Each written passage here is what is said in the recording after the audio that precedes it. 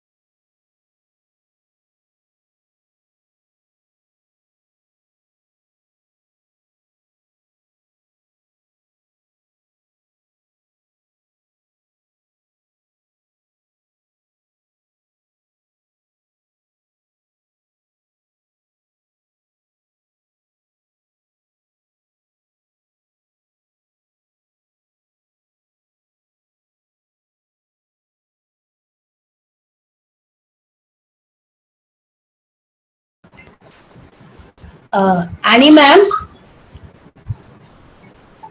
Yes, Julia. Annie ma'am, video on பண்ணி பாத்துருங்க. Okay. Okay.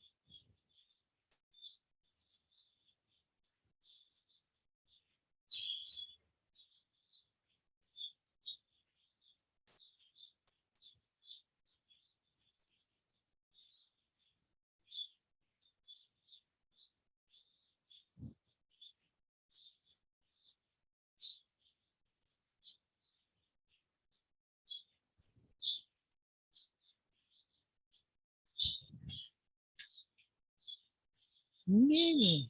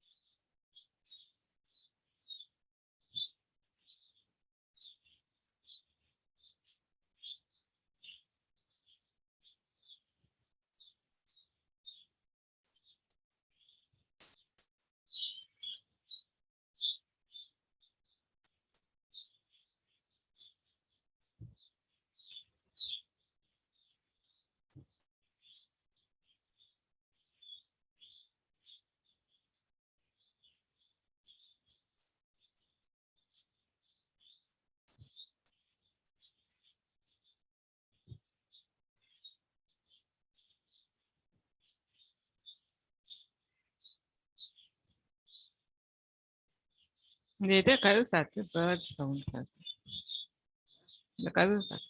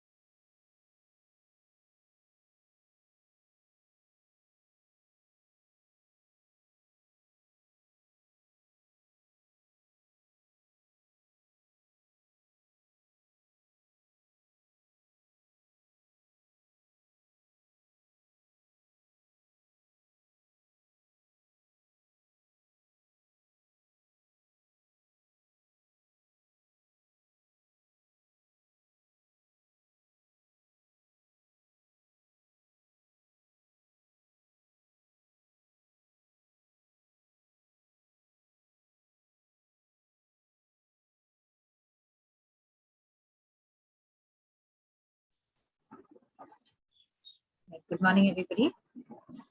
I'm very happy to invite you once again for our second day of our international webinar on awareness towards peace education. I welcome you all on behalf of the Department of Advanced Zoology and Biotechnology, Women's Christian College. Vincent van Gogh said, "There is peace even in the storm." Mahatma Gandhi said, "The day the power of love overrules the love of power, the world will know peace." And to help us understand more about peace education, we have our eminent speakers lined up for you today. And I hope that you all enjoy and learn from the sessions just like you had learned and enjoyed it yesterday. And without any further delay, I would like to start today's session. I now request Dr. Annie Rubens, Assistant Professor, Department of Advanced Zoology and Biotechnology, to open with a prayer. Let us pray. Isaiah chapter 26 verse 3 says, "You keep him in perfect peace, whose mind is stayed on you, because he trusts in you."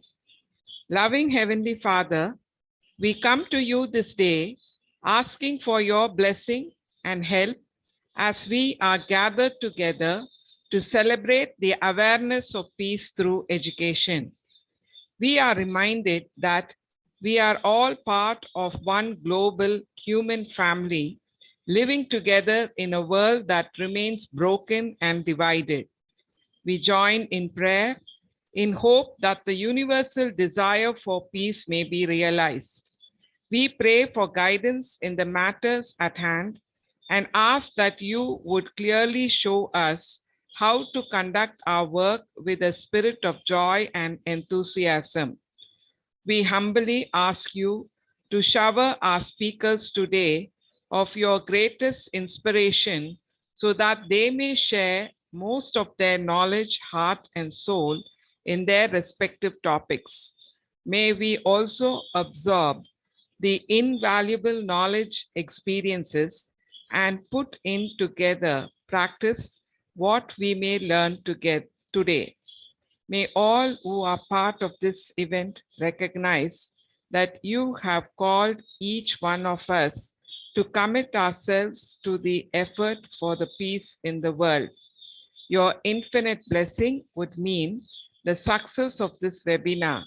May we be a living witness of your genuine love through the enactment of the knowledge acquired through this event.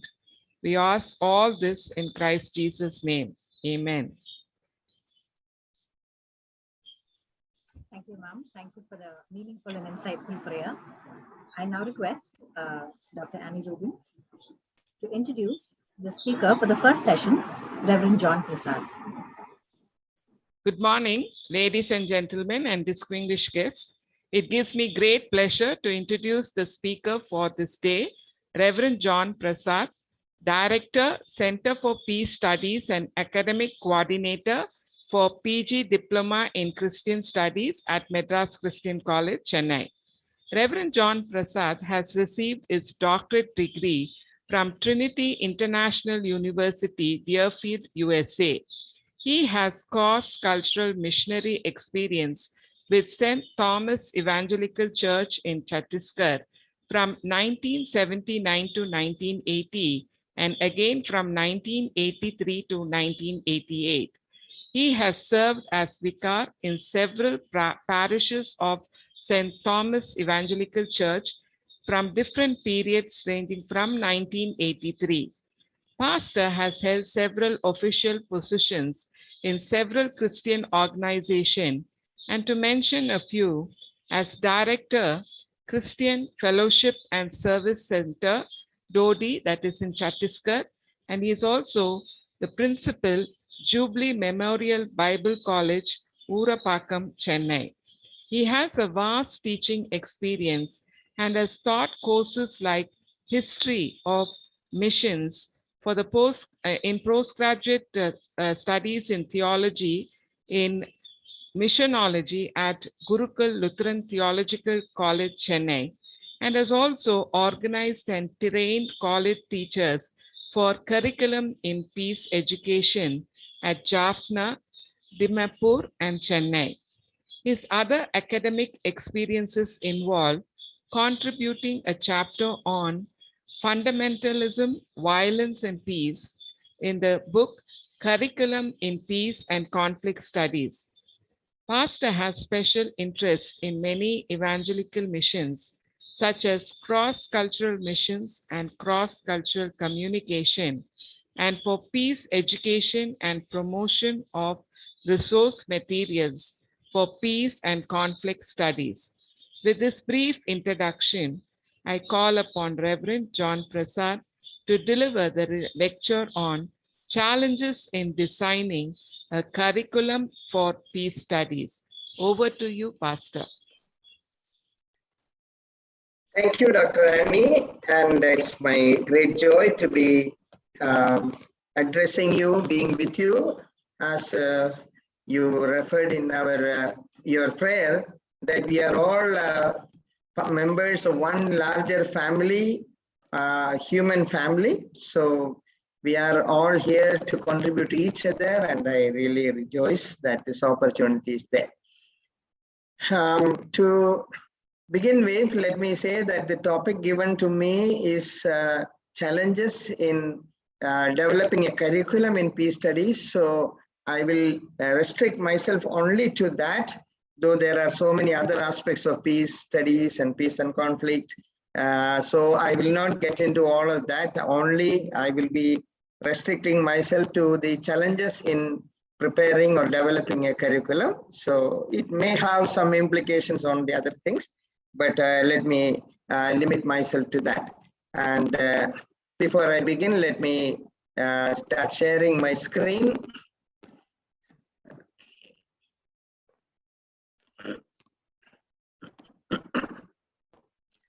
Okay, so the challenges in developing a curriculum in peace education is the topic that is before us. And I will try to, I have about 23 slides, but I will try to go quickly and I will finish on time. So, yeah. Now, just giving a brief overview or just looking at peace education, we see that peace education has a very, very long history.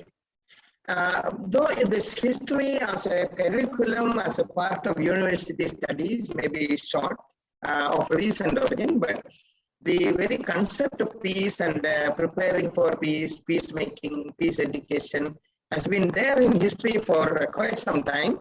And at least for last 300, 400 years, it's there. And it was quite active, very much ahead in ever since the two world wars happened. So the First World War and the Second World War has given serious concern for peace education. We know that the World War and all has given to something called United Nations, which is all basically an attempt to control or limit the damages by war.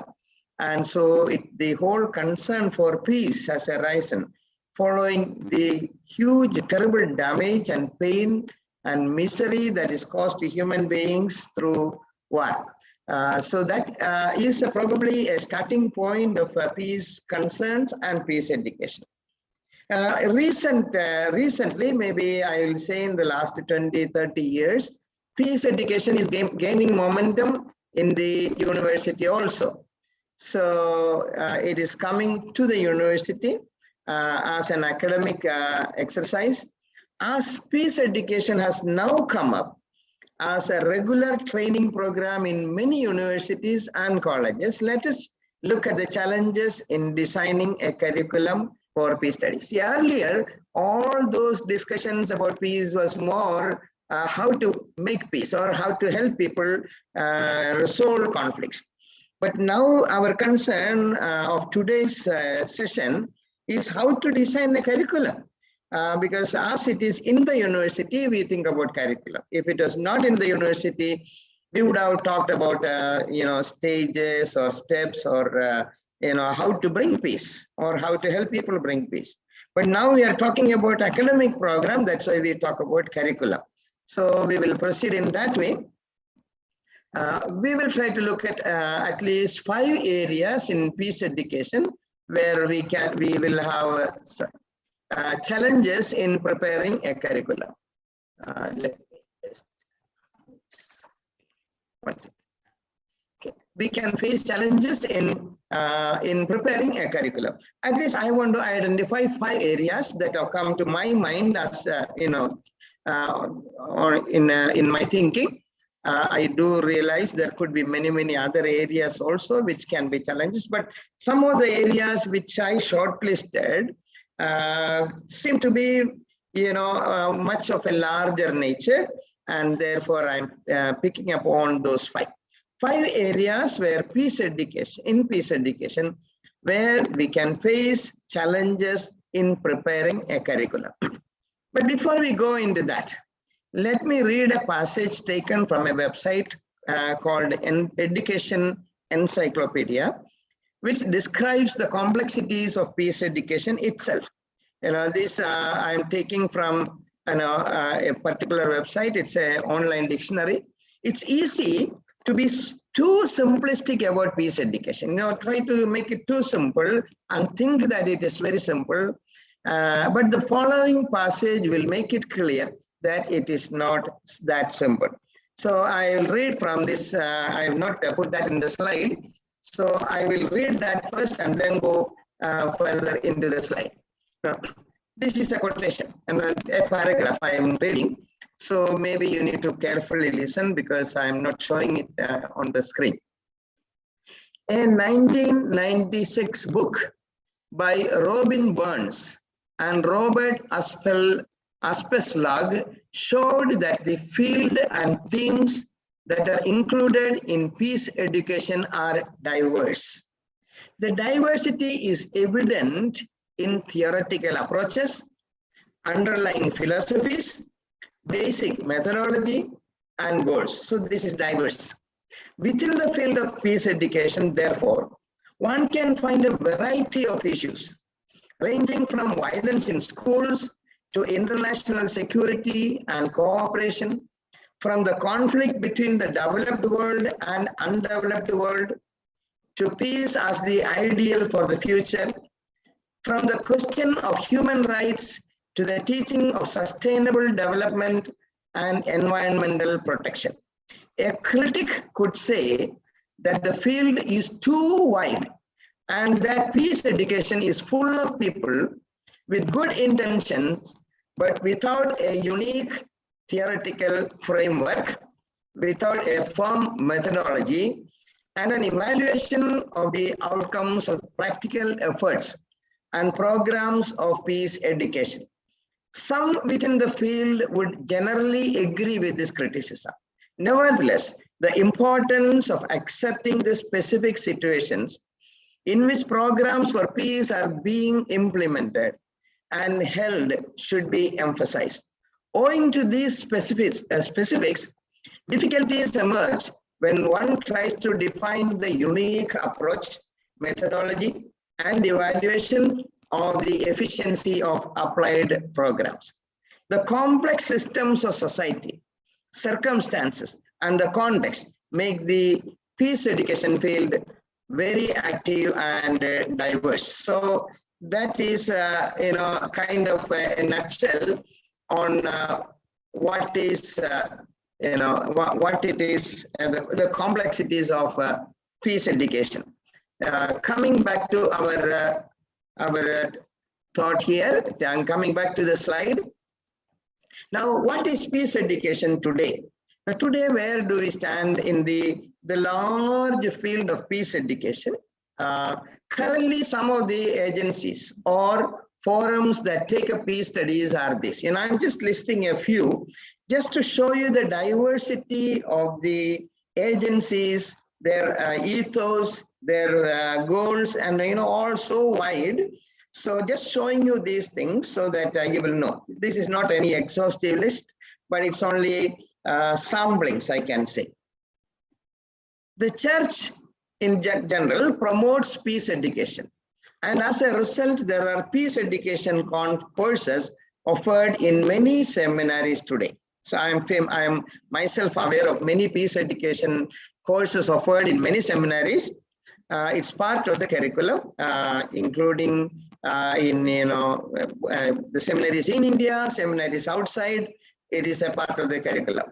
National Council of Churches in India, with its headquarters at Nagpur, they have something called a peace center. So the church has actively got into what you call as peace education, conducting workshops, publications, and things like that.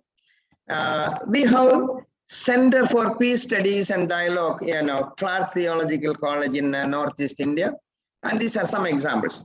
Peace education courses are offered as part of strategic studies, which mean basically defense-related studies. In secular universities, they have a topic called peace education. Now, even I looked at the website of Madras University, they have a course. It is it's a University of Madras MA in Defense Studies, second semester. A course is offered by the title Disarmament and Peace Studies.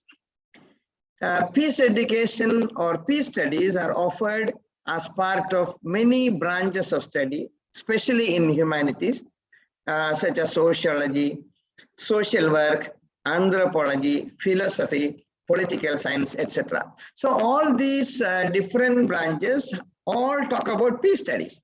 So it cannot be the same. It will have different value systems, different objectives, different goals, different methodology, different context, all of that. So, but peace education has permeated into a large number of fields of academic exercise today.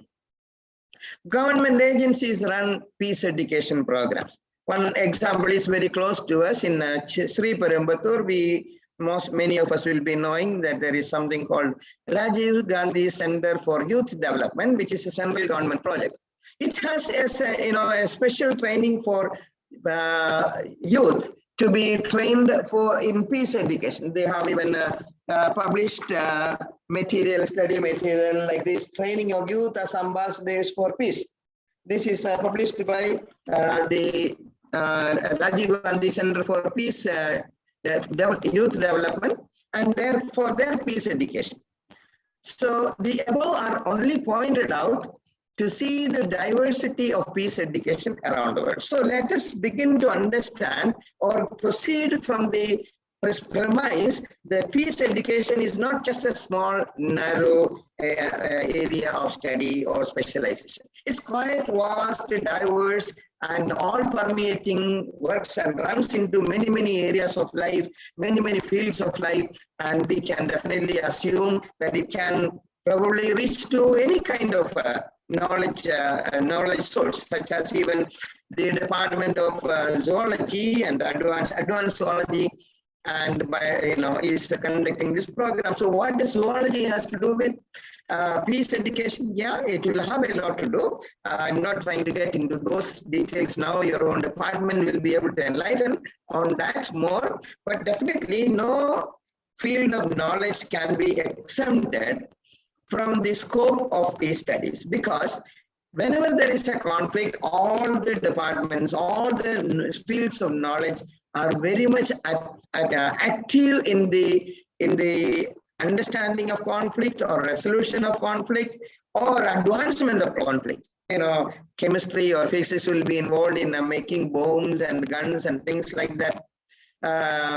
Departments like zoology or botany will be involved in making what you call biological weapons, or maybe curing that, or both sides, either in destruction or in construction. Either way, all fields of science will be involved. Humanities will be involved. History will be involved. Philosophy or religion, all are definitely connected.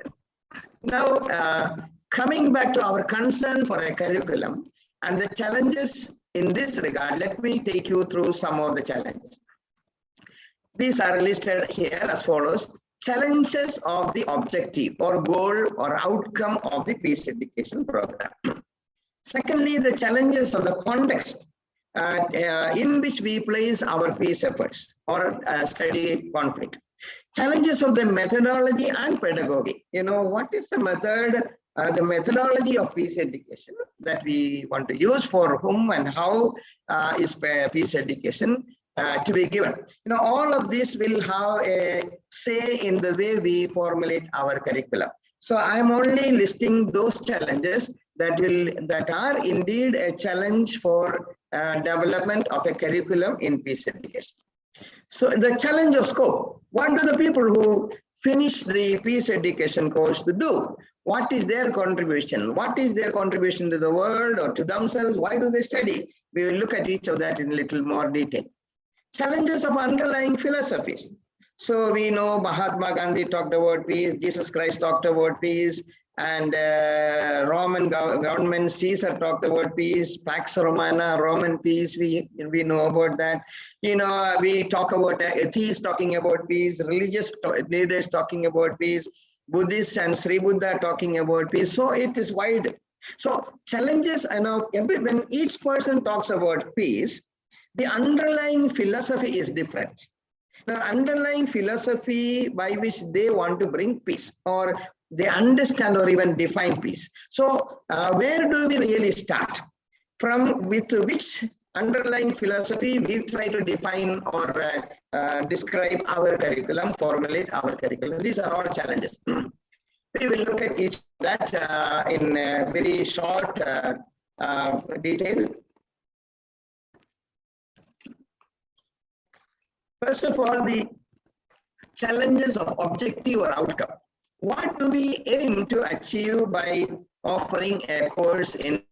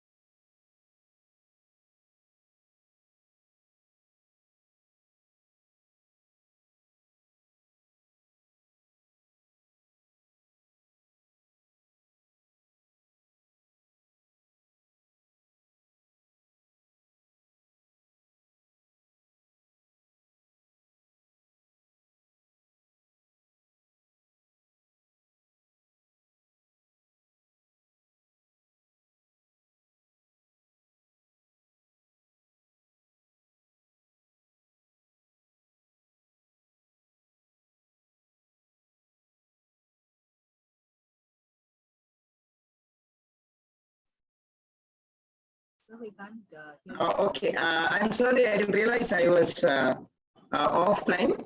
Am I audible now? Yes, sir, you're audible now, sir. Okay, I'm sorry. Okay, just let me start sharing my screen again. I really don't remember where I lost, but I hope I'll be all right.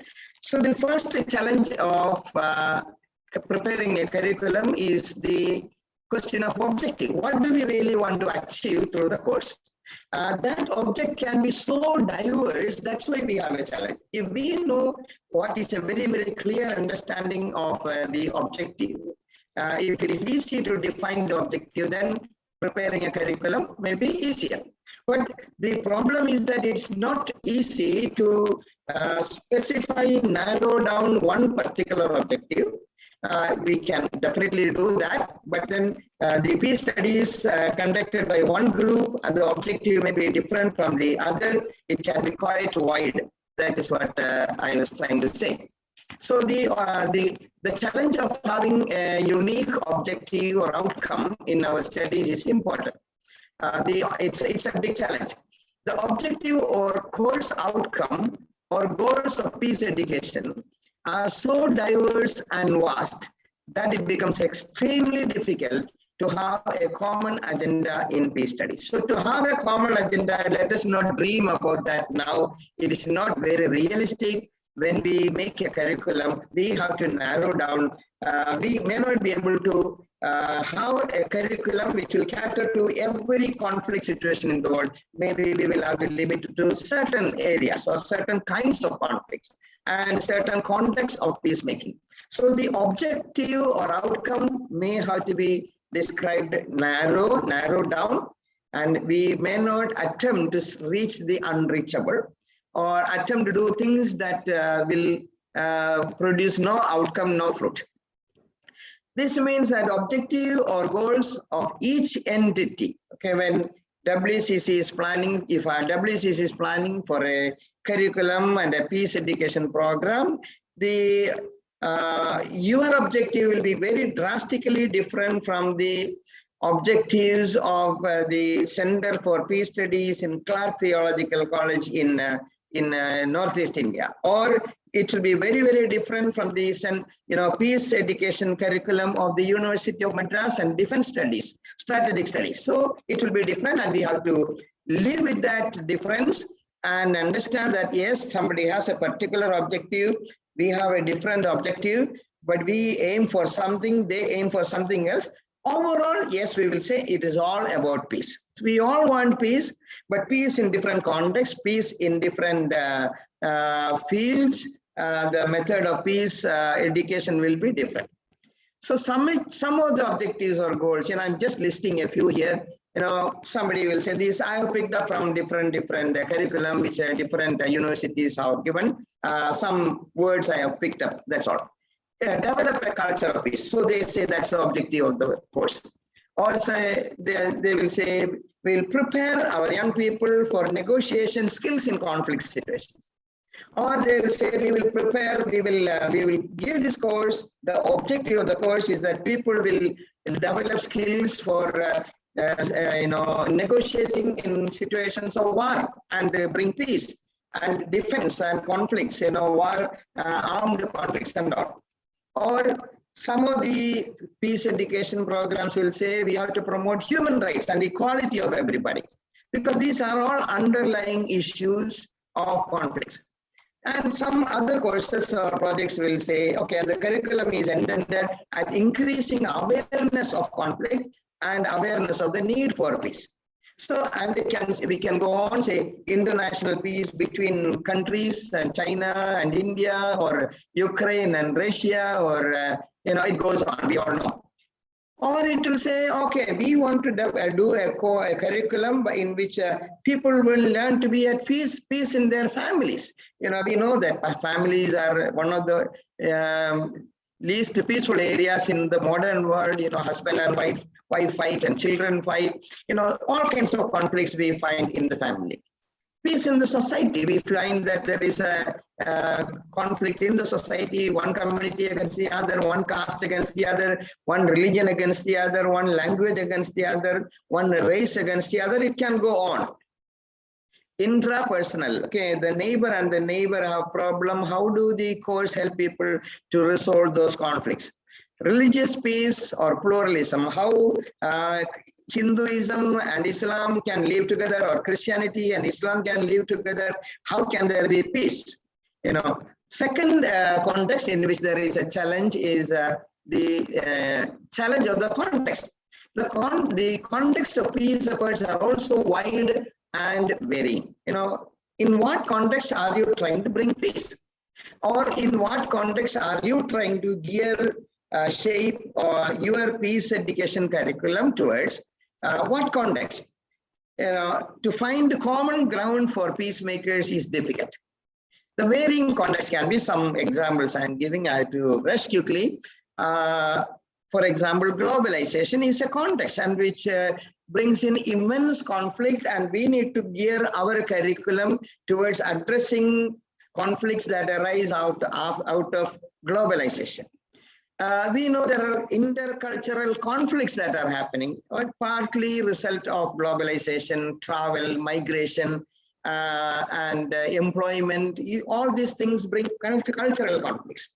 So how do you gear your curriculum to address conflicts that are caused because of cultural conflict? Or industrialization and labor exploitation. We know about, child labor, labor exploitation, women's labor, or bonded labor, and all of these. These are all areas where peace education curriculums are focusing. We cannot do everything. So we need to really know which is a context that we are trying to address. We know religious conflicts, which is very widespread in India and around the world. India, Afghanistan, and other countries, we know that. Racial conflicts, for example, the black and the white, or the Spanish, and all kinds of racial conflicts in some countries. These are all contexts. Political conflicts, war between Russia and Ukraine, and between the Gulf countries, or America and Iraq, or Iran, and all of that, South Korea, North Korea, it's full of all those things. So these are all political in nature. So where is your peace education curriculum addressing any of these contexts? Do you think that there can be a universal framework of curriculum which can address any kind of conflict? I don't think it is possible, because we have other contexts like language or linguistic conflicts. Dynamics of each of the above contexts are different, which means that the peace efforts and peacemaking skills also need to be relevant to that context. The needs and challenges that underlie each of the above contexts are different. So if some of you are aware of the need-based theories of conflicts and all, people don't have food. See, now we know in Sri Lanka, there is a big conflict happening. What is the problem? The needs. Okay, there is no electricity, there is no petrol, no fuel, no food, and no money. So it's a need. Different kinds of situations have arisen in Sri Lanka in the past. So the need, now you don't talk about something else. Your curriculum has to address how to bring peace in the context of a very, very challenging need. People are there without food and without electricity. Third challenge is the challenge of methodology. How do you really, design the curriculum? What is the methodology? In planning a curriculum, one of the challenges is the right methodology. This flows from the objective of the course itself. We already said what is the objective of the course. If the course objective is a particular one, the methodology also will have to be shaped accordingly. Some questions I am asking. Basically, it's a rhetorical question where the answer is inherent or implied. Can theoretical knowledge aid peacemaking? We have a lot of knowledge about the theories of peacemaking, conflict, and conflict analysis and all. And really, can you really make peace with all of those theoretical knowledge? I don't think so. It is helpful, but that is not enough. So the curriculum that you are framing need to go beyond theoretical knowledge. Can a particular theoretical framework of conflict analysis be applicable in every context? In other words, one particular theoretical framework of conflict analysis cannot have universal application in a different context. So it all is very, very subjective based on their background, conflict situations, etc. Classroom learning, group discussion, learning by activities, case studies, role plays, projects, field work, and so on are the methodologies that you can adopt, or you may even call it as a pedagogy, but I will use the word methodology because these are all intended at giving into the trainees the real depth of peacemaking. So it can be in any of these methods, trying to take case studies and all. I would have loved to talk at length on this, but my time is running, so I will skip. In the curriculum and in the methodology of learning, we have to allow diversity and creativity. It's not like learning physics or chemistry or biology, because you have a law and it goes by the law. But in peace education, you don't have one law that applies everywhere. That is something that we have to always keep in mind. A law will have a different shape in a different context. One law that is applicable in one context will not be applicable in another context. The benefits of each of the methods will be different. The methods like role plays and field work. So essentially, what I'm trying to say, in any curriculum, there should be a room for creativity. This we experienced in a recent peace conference that we had here. Just gave in some cases and people started analyzing, the students started analyzing, and they came up with ideas of analyzing the conflict and ways of resolving it, which most of us have not even thought about. So we cannot prescribe that this is the only thing. We can allow diversity, and a curriculum that allows diversity will be a much more useful, beneficial one. Fourth challenge is the scope of a peace education. So when we make a curriculum, what is the scope of those who finish the studies? Are we focusing on the candidates or on the society? You train somebody to be an engineer, your main focus is in the career or the profession of the engineer. That he can do a good job. His education is not geared towards making a big city. The focus is on the candidate. But when we do peace education, the scope of peace education, we need to really spell out our focus is the candidate or the society. If it's just the candidate and give him a diploma degree, then it will have a different kind of approach, a different curriculum. But if we train the candidate to make an impact in the society, the curriculum has to be designed in that way. What can be done in the curriculum to make peace studies impact society? This is a question that we need to ask while designing a curriculum. Is peace education career-oriented or for personal enrichment? Now, this also needs to be very clearly asked and discussed and debated before we accept a curriculum. Is it just for the candidate for his personal or her personal enrichment, or is he or she going into a career of peacemaking? What are the scopes for a career in peace building? If so, what way the curriculum is preparing for a career in peace building? The fifth and the last challenge in peace building is one of the greatest challenges of preparing a curriculum in peace studies is to find common grounds on the very concept of peace in various philosophies or religions. When I say underlying philosophy, I'm including religion into that, because it's a kind of value, set of values, set of logics that we create in our mindset, by which we define everything else in life. So, for example, we take religion first. Religious freedom is one of the concerns. We talk about peace, and then we say we need religious freedom. But then others will say, no, let every religion be equal, pluralism. Somebody will say, no, I am a Christian, I cannot compromise on my faith. That we call as fundamentalism. I say only Jesus Christ is the way to salvation. Somebody says you are a very fundamentalist, you are a hostile person to peace, because you say only Jesus is the way of salvation. Why not you say Jesus is one way of salvation, every other religion has a way of salvation? Can we really take that? These are the contexts, the challenges that we need to take. So when we say, what are the challenges in devising a curriculum in peace studies?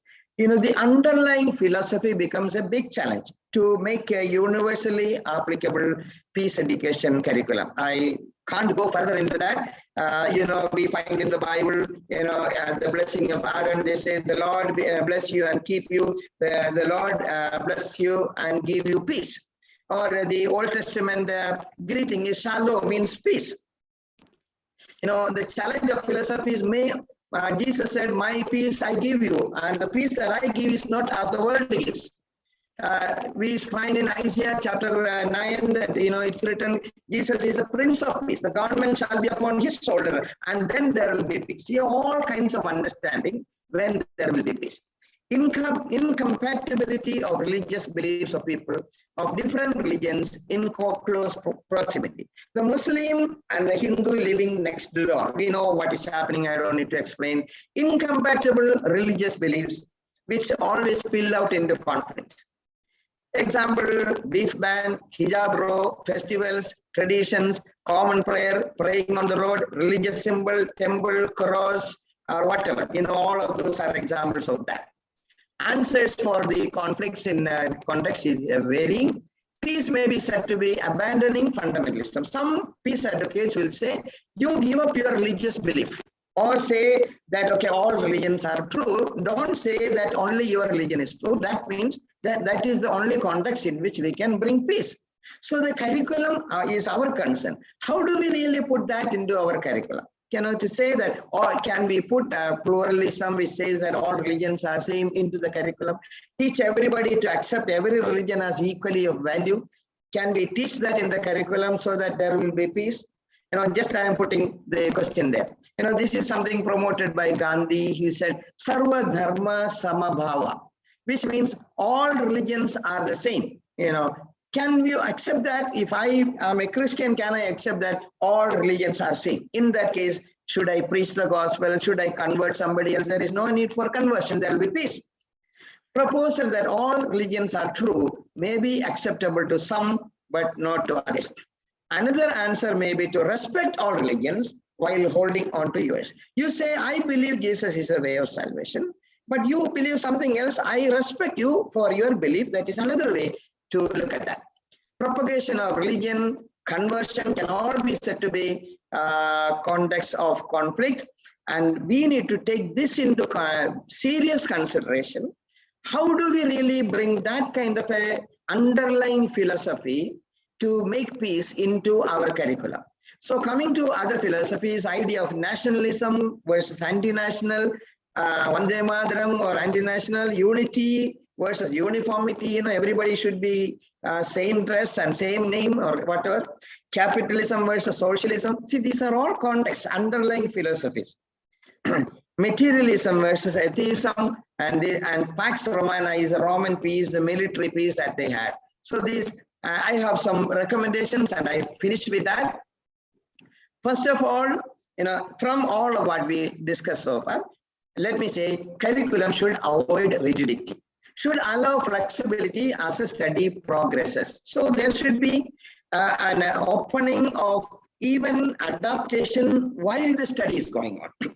Not that this is the curriculum and we cannot move this way from that way. That is not how a peace education curriculum should be. It should always give room for flexibility and progress. It should give room for creativity and examples in the case studies or role plays. It should be geared towards equipping people who are different with different values, while not asking anyone to compromise on his or her own value or faith. So these are my recommendations, and let me conclude here. Shalom and peace be upon you. God bless you. Thank you.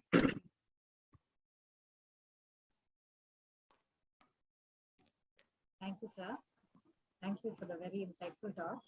And thank you for thwarting the notion that nothing about peace studies or peace education is simplistic. And thank you for helping us understand the nuances that are involved in implementing peace education and going about achieving it. Thank you very much for your talk, sir. I now request Ms. Vinoda, Assistant Professor, Department of Advanced Zoology and Biotechnology, to introduce the next speaker, Dr. Jenny Peter. Good morning to one all present here. It's a great pleasure to introduce the next speaker, Dr. Jenny Peter. Dr. Jenny Peter is the Director, Center for Peace Education and Dialogue. She is an Assistant Professor in the Department of History, Union Christian College, Alva, Kerala. Dr. Jenny Peter has completed a PhD in Archaeology at MS University, Baroda.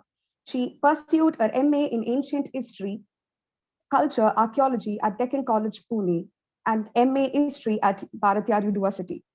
Dr. Jenny Peter is a notable alumni of the Mindanao Peace Building Institute, Philippines. She is trained in the fundamentals of peace building, conflict resolution, and interreligious understanding and peace building. She's been a part of the United Board project, and her fieldwork includes history of religion and Muziris. Dr. Jenny Peter has presented her research papers at National Peace Convention held at Kochi, at Holy Cross Trichy, and at Bishop Weber College Trichy. She has notable publications, which includes Archaeology versus Faith, Conflict over Ancient Churches in Kerala, and the Indigenization and Catholic Churches. Despite all her academic accomplishments, Dr. Jenny Peter has keen interest on landscape archaeology, maritime history, and interreligious understanding and peace building.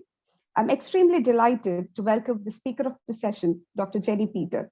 Over to you, ma'am. Thank you, Dr. Vinoda. Good morning, everyone. I'm grateful to Dr. Judia, whom I have not met yet, but we both are alumni of the Mindanao Peace Building Institute at Philippines. And also Dr. Vanitha and all the other members of faculty of the Department of Advanced Zoology and Biotechnology at Women's Christian College. I must also say that though I have not met any of you, I have met your principal, Dr. Lillian, thanks to the United Board. There was one leadership workshop in which I also happened to be a member. So it's good to be associated with WCC and the peace initiatives in India. So thank you so much for giving me an opportunity, and let me start with my presentation. Dr. Eva, how do I present on this? You can share your screen, ma'am. The center of your screen, there's a small green button at the bottom. Yeah, okay. Share screen. You click on that. Yeah, fine. Then you should be able to see your PowerPoint. It says basic advanced files. Which one should I open? Go ahead and click on the basic ones, ma'am. Okay, basic. PowerPoint. It says screen again. Yeah, it's a Google slide. Oh, it's in the Google slide. Yeah. You can share screen. Right near the share screen, there's a small upward arrow mark. Yeah, okay. You can click on that. Yeah.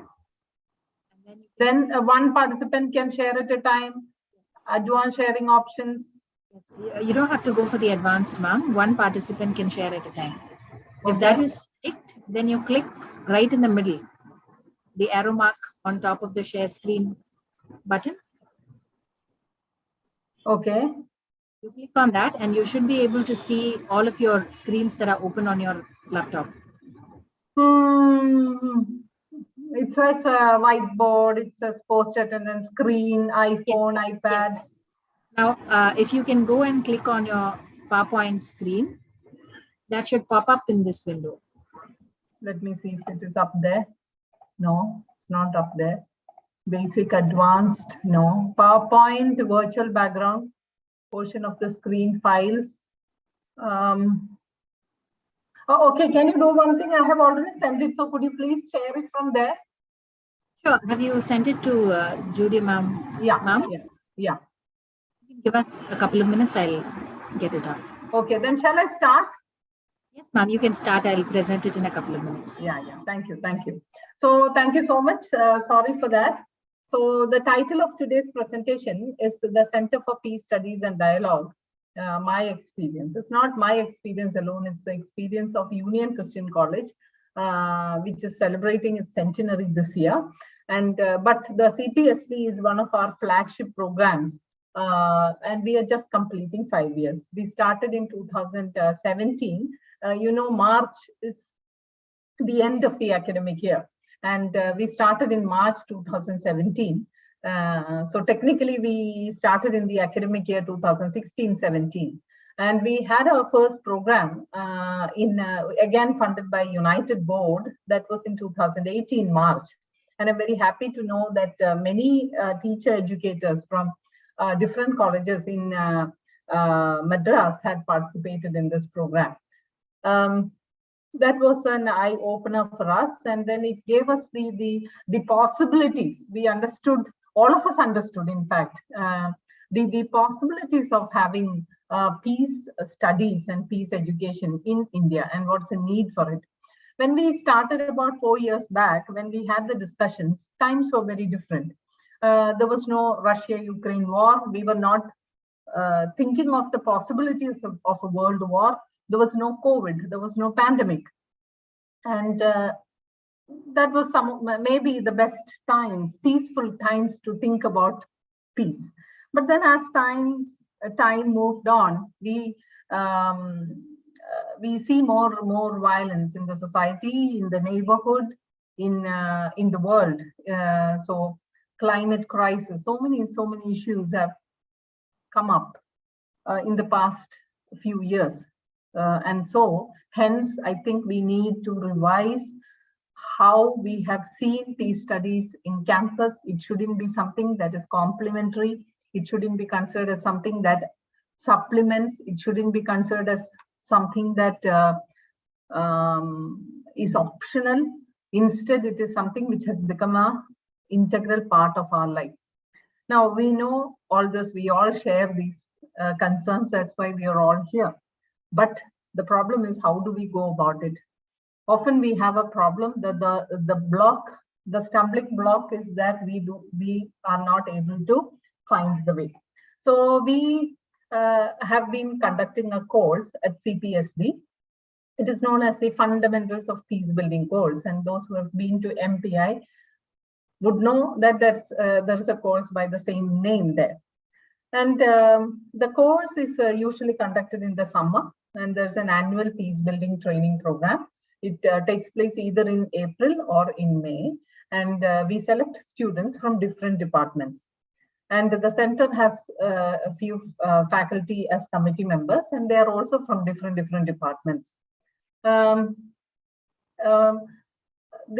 we have been conducting every year, has been a great experience for us. So who are the peace educators? It's not us. Most of the time, college teachers, all of us, most of us, I know students are also there. They think that they are not qualified, they are not trained, they do not have a degree in peace education, and so they shouldn't be venturing into it. Value education, it's there in most institutions. We know in all the Christian institutions, value education is an important component, and we all do it. And then if we have a value education program, we can always link it with the peace study program. Yesterday, I remember there was one question. Somebody had asked about can we have this as a compulsory subject, just like the environmental studies and human rights program by the UGC. What we did in our college, which is an aided college, is that we used these two existing platforms. That is, one is value education platform, and the other one is the UGC paper, UGC course, in which there is a component on human rights. So human rights, the realization about human rights, awareness on human rights is an important component of peace studies. So this is two ways in which we can integrate. But if we can have a center, which I believe every college should have, and that they shouldn't be confining themselves to the campus. It shouldn't be, as Deng said yesterday, about off-campus and on-campus. These centers should not be working only on the campus. If we are talking of value education, mostly it is on campus only. But if we have a center and we have got trained peace volunteers there, then we can also, the college can also do peace off campus, peace initiatives off campus. So these are the broad things that I would like to say. I hope we will be able to, thank you. I can see that it's been shared. Okay, so let us look at the culture, or COP, that is a culture of peace in campus.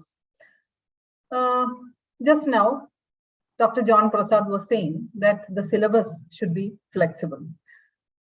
That's the first thing that we need to remember when we are dealing with or when we are trying to develop, build a culture of peace in the campus.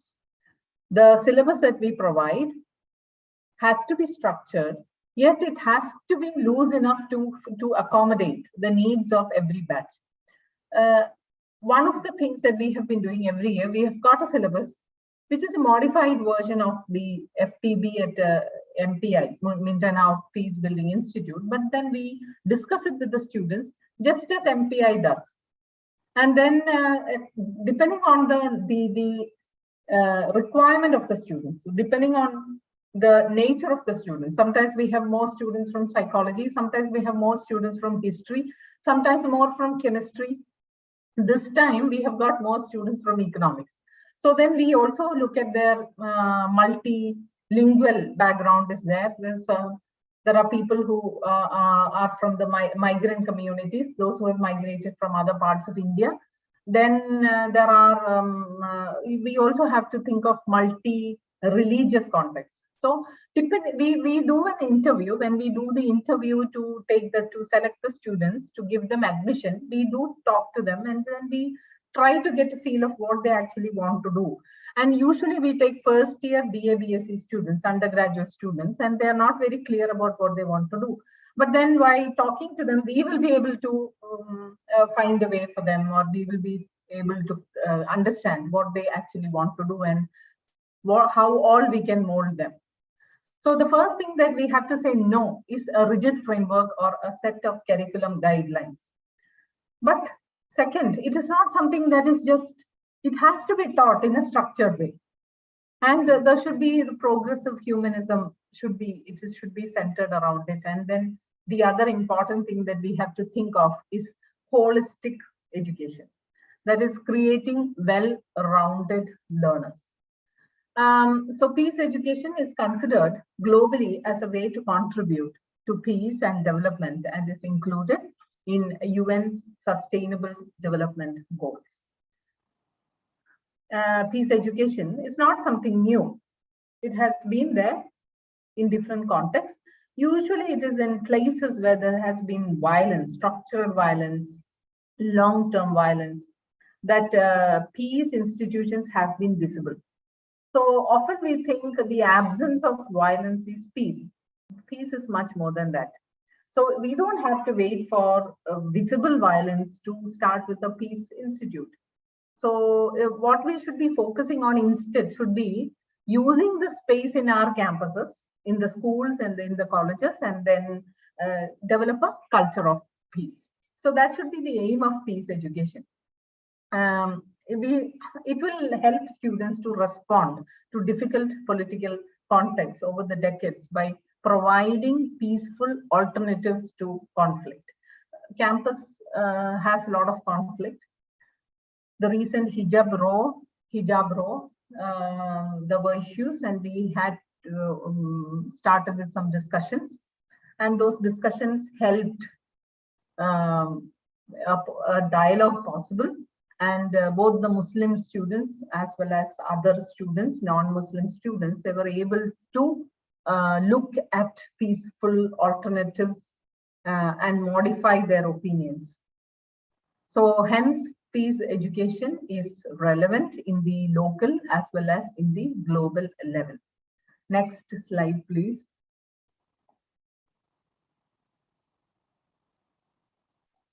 Next slide, please, ma'am. Yeah, thank you. So we move on to the next slide, that is about what actually happens in peace education. Well, here we know education means internalization of knowledge, but here it should be taking place more through experiential learning, usually through case studies, through projects, through field work. So a lot of experiential learning platforms or facilities have to be provided. Discussion is one aspect, dialogue is another aspect, actually working with the community is the third aspect. Yesterday, Jonathan Rudy was telling us about peace 101, 2, then 3 and 4. So these come at different levels. And when we start a center, we have to take baby steps first. And so we will be going through peace 101, then 2, then 3, then 4, like that. So experiential learning actually helps us in internalization. We have to engage the students in experiences and facilitate the processing and reflection necessary for learning. And this can give us wonderful results. We can also do project-based learning. Then we can do service learning. We might be already having it in the campuses, identifying problems and addressing those problems in the community. And some degree of interaction with the community outside. It could be just outside the campus as well, off campus, depending on the nature of the campus. Cognitive and affective domains of knowledge. Next slide, please. Now, what often happens in peace education is we start having the problem of two things, that is theory and practice. Now, how do we bridge the gap between theory and practice? And this is very important in peace education. An idea of the concept, a clear idea of the concept of peace is necessary for peace building through these centers or through the various programs in the campus. So we have to encourage peace building, and it should demystify theory and demystify practice. Often we see some centers will be having more of practice, none of theory, or some institutions have no practice at all and only theory. So we need to bridge the gap, and we have to demystify both. We may not be comfortable. The peace educators, they may be having a particular background. They may be trained in one particular aspect. So we may be more comfortable with practice. Somebody is more comfortable with theory. We had this issue, and what we did was we developed the module in such a way that we have ample space for both. So we do give a bit of a few modules on the theory aspect, and Johan Galtung and all these theoreticians are introduced, and a lot of material is available online. So students can actually, if they are interested, they can definitely go through it, and having some working knowledge of the theory and the concepts gives confidence to the peace volunteers and the peace builders to practice and to internalize as well as do this experiential learning. This is very important. And the reflective practice, that is very important. Because ultimately we are aiming at the transformation of the student. Then reflective practice is very important, where we actually learn certain things and then we reflect upon it. We do interact, we try to solve some problems in the society, in the campus. It could be related to inner peace, and then there's a reflective practice that is happening. And also students need to understand, go beyond the surface and see that they shouldn't be just addressing violence, but they have to understand that there are structural inequalities in the society, in the campus. If there's party politics, then you have the elections in the campus, and then suddenly every time you have some left. I mean, I'm talking from the campus in Kerala, where we have some political student parties such as SFI, KSU. That is, one is left, the other one is right. Then there is one ABVP, which is extreme right, like that. So then normally you have some one of these parties winning majority seats and others getting 1 or 2, something like a consolation prize. But sometimes what happens is one particular party grabs all the seats. And you know, when there's more violence, when one particular party grabs all the seats. So these kind of, so when suddenly when there is a increased level of violence, political violence in the campus, if we try to address, all the teachers, all of us will be forced to address it. But if we don't understand the structural inequalities, then we will not be prepared for that kind of an outbreak of violence, and we may not be able to stop it. So this is not something that a teacher of a peace study center alone should be thinking about. This is something which is necessary for every teacher who is working in a campus. Next, please. Yeah. So peace building. What is the definition of peace building given by the United Nations as well as UNICEF? It's a multi-dimensional range of measures to reduce the risk or relapse into conflict. Violence, conflict, these are all part of our syllabus. By addressing both the causes and consequences of conflict. Conflict, what we often try to address is the conflict. We should be addressing the causes, that is the structural inequalities behind it, and the consequences of conflict. So when you are in the thick of a conflict, it is the consequences that would prevent further violence. So even if, I mean, the same goes even in the case of global peace. So the consequences of a conflict by the other world bodies, putting pressure on them, sanctions on them by the UNO, by others. So all these are consequences of the conflict. So the other one is strengthening national capacities at all levels for conflict management. So if you are in the thick of conflict, then you see suddenly all the countries would be trying to support one country which is losing the war. This is totally different from the idea. If we study history, the syllabus of history usually deals with wars, revolutions, etc. It is recently only that we started thinking about UNO, its peace building measures, the relevance of UNO, about the League of Nations, etc., etc. So this is very important. In the First World War, there was a lot of inequality. And at the end of the war, there was a peace treaty. We called them a peace treaty, but that was peaceful only to the winners, not to the losers. The losers were very sad because they lost many of their territory, they lost many of their rights, and so they were unhappy. And it was this unhappiness, discontentment that led to the Second World War. At the end of the Second World War also, there was a peace treaty. And so every time we are trying to, so in the past, if you see, the winners, they are always against the losers. But in these recent conflicts, what we see is the world is desperately trying to avoid a world war. And so they are trying to strengthen the national capacity so that they can prevent, they can manage their conflict instead of everybody allying and then it becoming a huge war. Or if there is war between two countries, it's not a world war. But when every country joins in, then it becomes a world war. So ultimately, the peace building aims to lay foundations for sustainable peace and development. Next slide, please. Yeah, now I think we can, ma'am, next slide, please.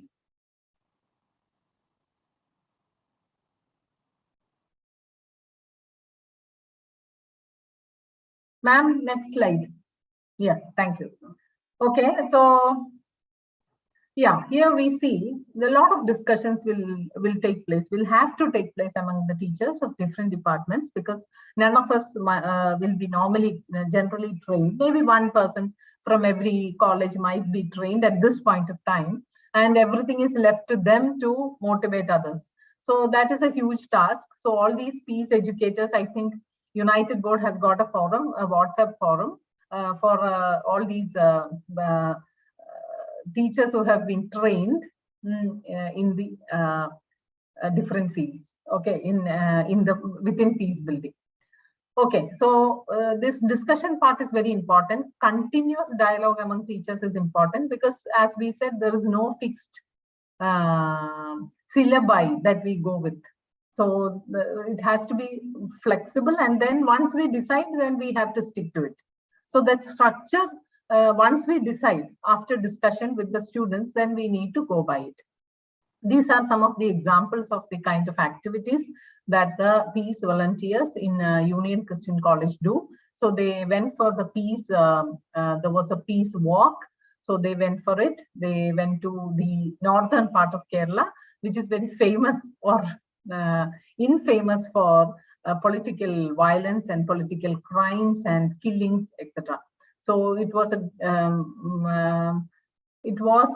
this is one way of experiential learning for the students. Some of them went into social work, some of them went into education, some of them went into for higher studies in psychology, and we are very sure that they will be peace builders throughout their life. Next, please.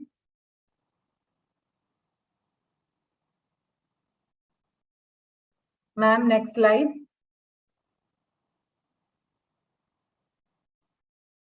Yeah. Okay, so here I'm sharing a couple of photos from the experience that we had at Mindanao. And here you can see yesterday's one of the speakers, the keynote speaker, Christine Bertucci is there. Many other facilitators are there. This is one way that we can, when we start a center, the director should introduce, because the students come from different backgrounds, so they do not know the teachers. And so these kind of bonding exercises, the students also come from various departments. So those bonding exercises are very important when we start with the course, online or offline. Now, this is a typical classroom that we had. This is one of the sessions where everybody sits, and there is a lot of experiential learning. There is constant reinforcing of what's happening. There's a lot of collaborative learning. So this is how, within a short span of time, we can actually integrate this peace education into our campuses or into our curriculum. Next, please. Yeah. This is further slides from there. Here we can see these are some of the activities that will be done. Every class will have several teams. So suppose there are about 30 students or 40 students, there will be some 8 to 10 teams with 4 students each. And then one of them will be the host team every day. So suppose it's an 8-day class, then you have 8 host teams. And the host team that therefore has to think together, they have to come together, they have to act together. And then these are some of the activities that they have to do. One is morning reflection they have to do. They have to give an icebreaker. Then they have to do a recap of what was done yesterday. Then they have to debrief, and then they have to manage time. So all these things will be done. So they will be collaborating with the facilitators. And so this is a very good way of doing this, not only in peace education, even in other things. I have found these very useful in our classrooms. And here on the right side, you see this was one of my classmates, co-participant. She's from Pakistan, and we had from various countries, we had participants, and this was a part of a course titled Interreligious Understanding and Peace Building. And there was a dialogue for which we had our facilitator. You can see Deng here. Deng, yesterday she had given a talk, and she had invited a Muslim leader, a Christian leader, and one tribal leader to the classroom. And then we had a discussion with them. And then it was all organized by the host team, and there was a lot of interaction going on. And so such experiences, bringing in people from outside, that is very important. Next slide, please. Next slide, please. Yeah. Okay, so here, this is on the left side. These are some of the programs that we have done. Once we, due to the pandemic, these are some of the programs that we did, and we try to, give ask the students to do most of the activities, bring in some educators, from outside. They will be giving a different perspective depending on their master discipline. There will be always an interaction and discussion. And then every year we do an evaluation of the batch. We do a reflection seminar of the batch. We take student feedback, and then we induct the third batch of the next batch of students. And then the previous batch of students will continue as the peace mentors, student mentors. So there will be always a lot of activity going on in the campus by them. Now, it is not enough that we do something for our own campus. We also have to do for other campuses around. And this is one of the colleges in another district in Kerala, Kottayam. There they started with a peace club. One of the teachers from the Department of History, she had attended the international workshop that we had in 2018. She went back and she started a peace club. It is active even now. And the next slide, please. Next slide, please. Yeah. Now here, yesterday there were some questions on peace education or whether it is part of the curriculum. In Kannur University in Kerala, recently, as part of the Faculty of Education Dept course, there is an elective course, and the title is Peace Education, and this is a question paper that I'm sharing. You can just go through it. Then you would know that it is not very difficult. These are some of the terms which we have already introduced here. Only thing, this is a more structured program because this goes through a university examination, and depending on the nature of the college, we can decide whether it has to be a credit course or a non-credit course or an elective course or a compulsory course, etc., etc. Okay. Now, next slide, please. This was one of the programs that we had designed for Bishop Heber College, like the Department of Zoology in WCC. The Department of Physics had one teacher who was trained in MPI, and so they also wanted to do some programs. They are doing a lot of programs in their department and college as well. Due to the some flood, etc., this program did not materialize. But as I said, a lot of discussions have to take place between the faculty in both these institutions, and then we decide what are their requirements, and accordingly we design these activities. So these are activity oriented. Sharing sessions are there. A lot of case study presentations will be there, and the fundamentals of peace building, that will also be taken. That will also be addressed. At the end of everything, two things are very important. One is the student presentations. That is one. The second thing, interaction and discussion. And the third one, post-workshop evaluation or post-course reflection. So these are some of the important aspects. We do, next slide, please. We do take the students for fieldwork, and this is one example of an inter-religious understanding and peace building, in which we had a service learning expert who had come from International Christian University in Tokyo, Japan. And he was a professor of mathematics, and he was delighted to read this Hebrew inscription, which talks about the synagogue being established by a Hindu kingdom, in a Hindu kingdom through royal patronage in Kerala. So these kind of visits, they leave an indelible mark. It reminds us about our secularism, about our pluralistic foundations, and thereby strengthens our nationalism and our constitution, etc., etc. And the last one that I would like to share is the celebration of the World Peace Day. Even if we don't have a center, we can definitely celebrate the World Peace Day. We organized a dialogue or a panel discussion, and it was on interreligious peace building and conflict analysis. This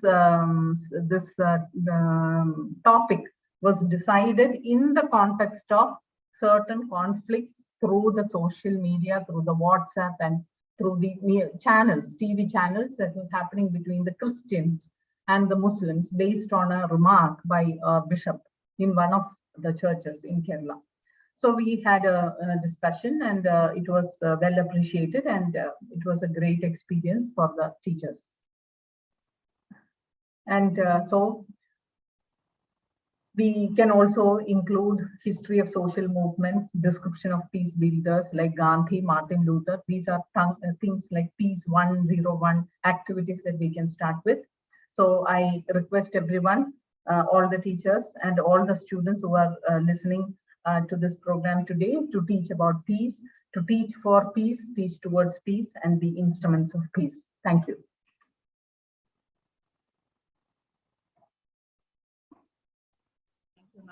Thank you. That was a wonderful talk. And thank you for helping us understand how we bridge the theoretical aspects and the practical aspects of peace education. And the pictures made it very, very clear regarding all the efforts that are being taken in that way. And in addition to that, thank you for showing us the question paper. That also, as people from academia, that gives us a look into how, yes, yes. Thank you very much. Thank you. Thank you for all the examples. Thank you very much. We'll move on to our next talk for the day. So the next talk for the day will be delivered by Dr. Julia Harriet on the role of science in peace education and Urdu. Dr. Julia Harriet is the facilitator of this international webinar on awareness on peace education and she's also an assistant professor in the Department of Advanced Zoology and Biotechnology, Women's Christian College. Dr. Julia did her PhD on clinical, biochemical, pathogenic, and molecular bioinformatics for human polycystic kidney, and she is the prestigious recipient of the Dr. Jawaharlal Nehru Scholarship for her doctoral studies. She finished her MA in Christian Ministries as well and secured the first rank in her entire batch. She has guided 6 PhD students and many MPhil students. She has numerous papers to her credit, both in the national and international journals, and has organized various conferences, workshops, and webinars, one of which is the one that we're currently listening to. She is the recipient of various governmental and non-governmental grants and awards, and continues to play a pivotal role in the learning process of hundreds of students in Women's Christian College. I now invite Dr. Julia Harriet to deliver a talk on the role of science in peace education in India. Welcome, ma'am. Thank you, Dr. Evangeline. I'm not as eminent as those speakers who spoke before me, but I just want to emphasize the role of science in peace education. I'm just planning to give you an overview because I know there are students from other science background, faculty members who are attending this webinar. So does science have a pivotal role in peace education, or can science contribute to peace education? That's what I have been analyzing, and I just want to present as an overview. So first, I would like to thank God, because without His help, this wouldn't have been possible. And I want to thank all these people, my principal, my team, the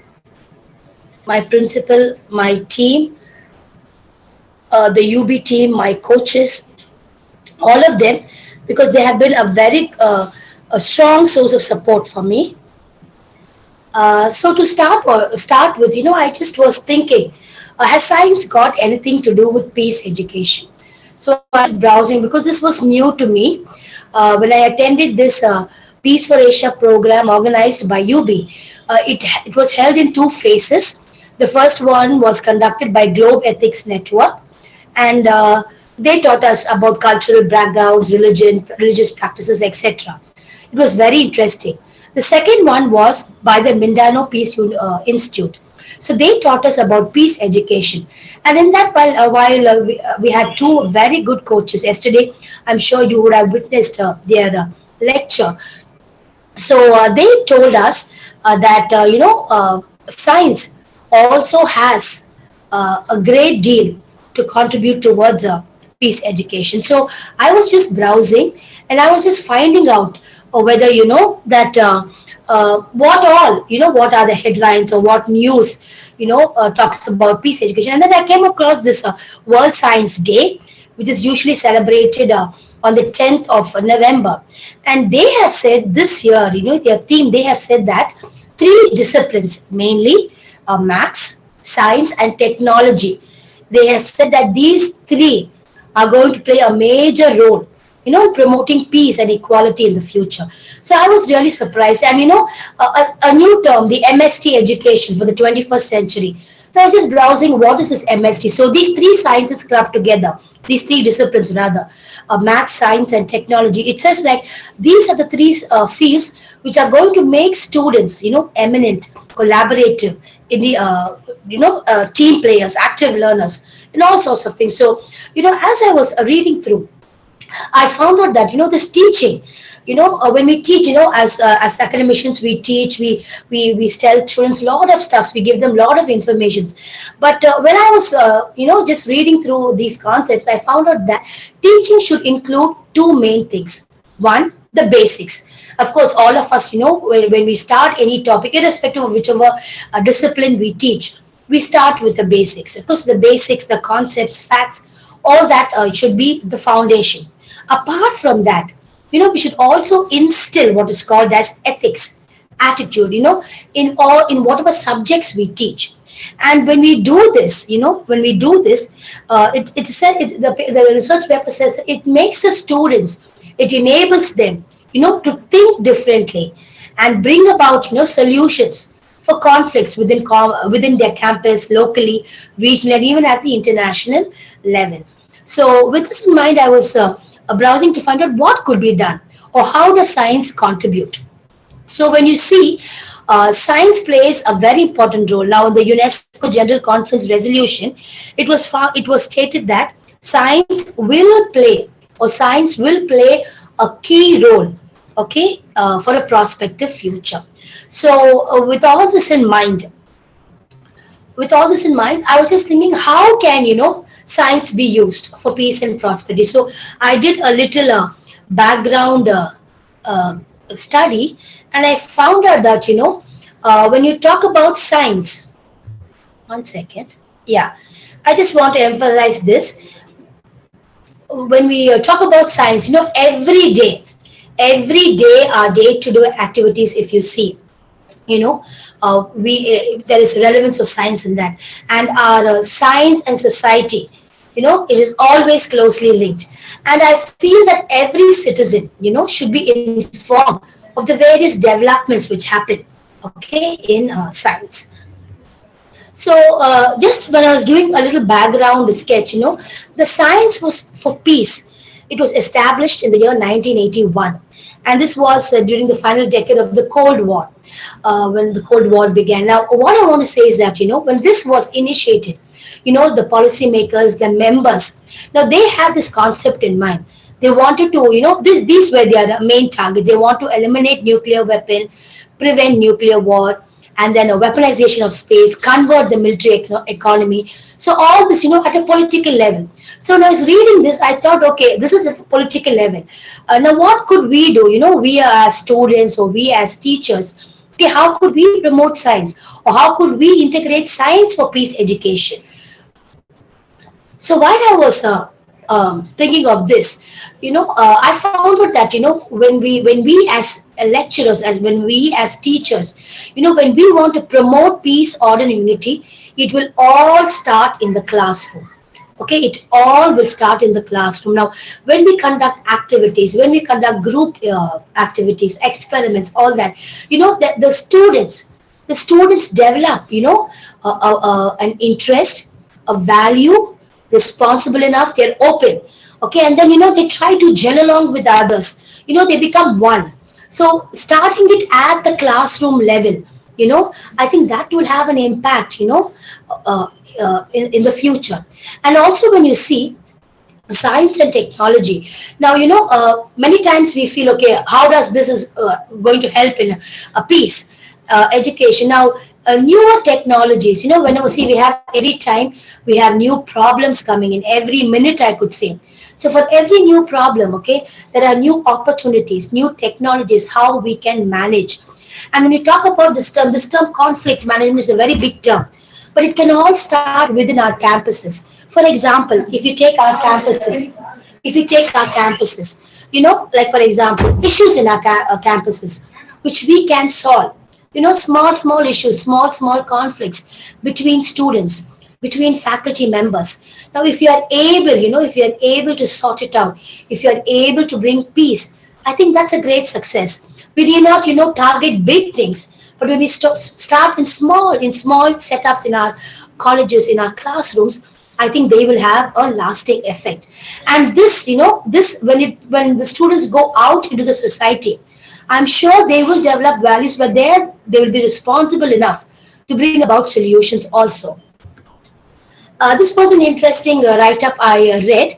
It talks about the UN, science technology. They have given the UN Secretary General Ban Ki-moon on Monday. He gave a very good talk, saying that science technology will play a vital role in promoting peace, and that he says that he uses the word vital many times. It was a long speech, and in many cases, many instances, he said it will play a vital role. It will play a vital. So I feel that they emphasize more on science and technology to promote peace and development. And also, when you say as he was delivering, he said that science and technology, they cover a vast span of areas which they can touch. For example, from climate change to public health, food security, sanitation.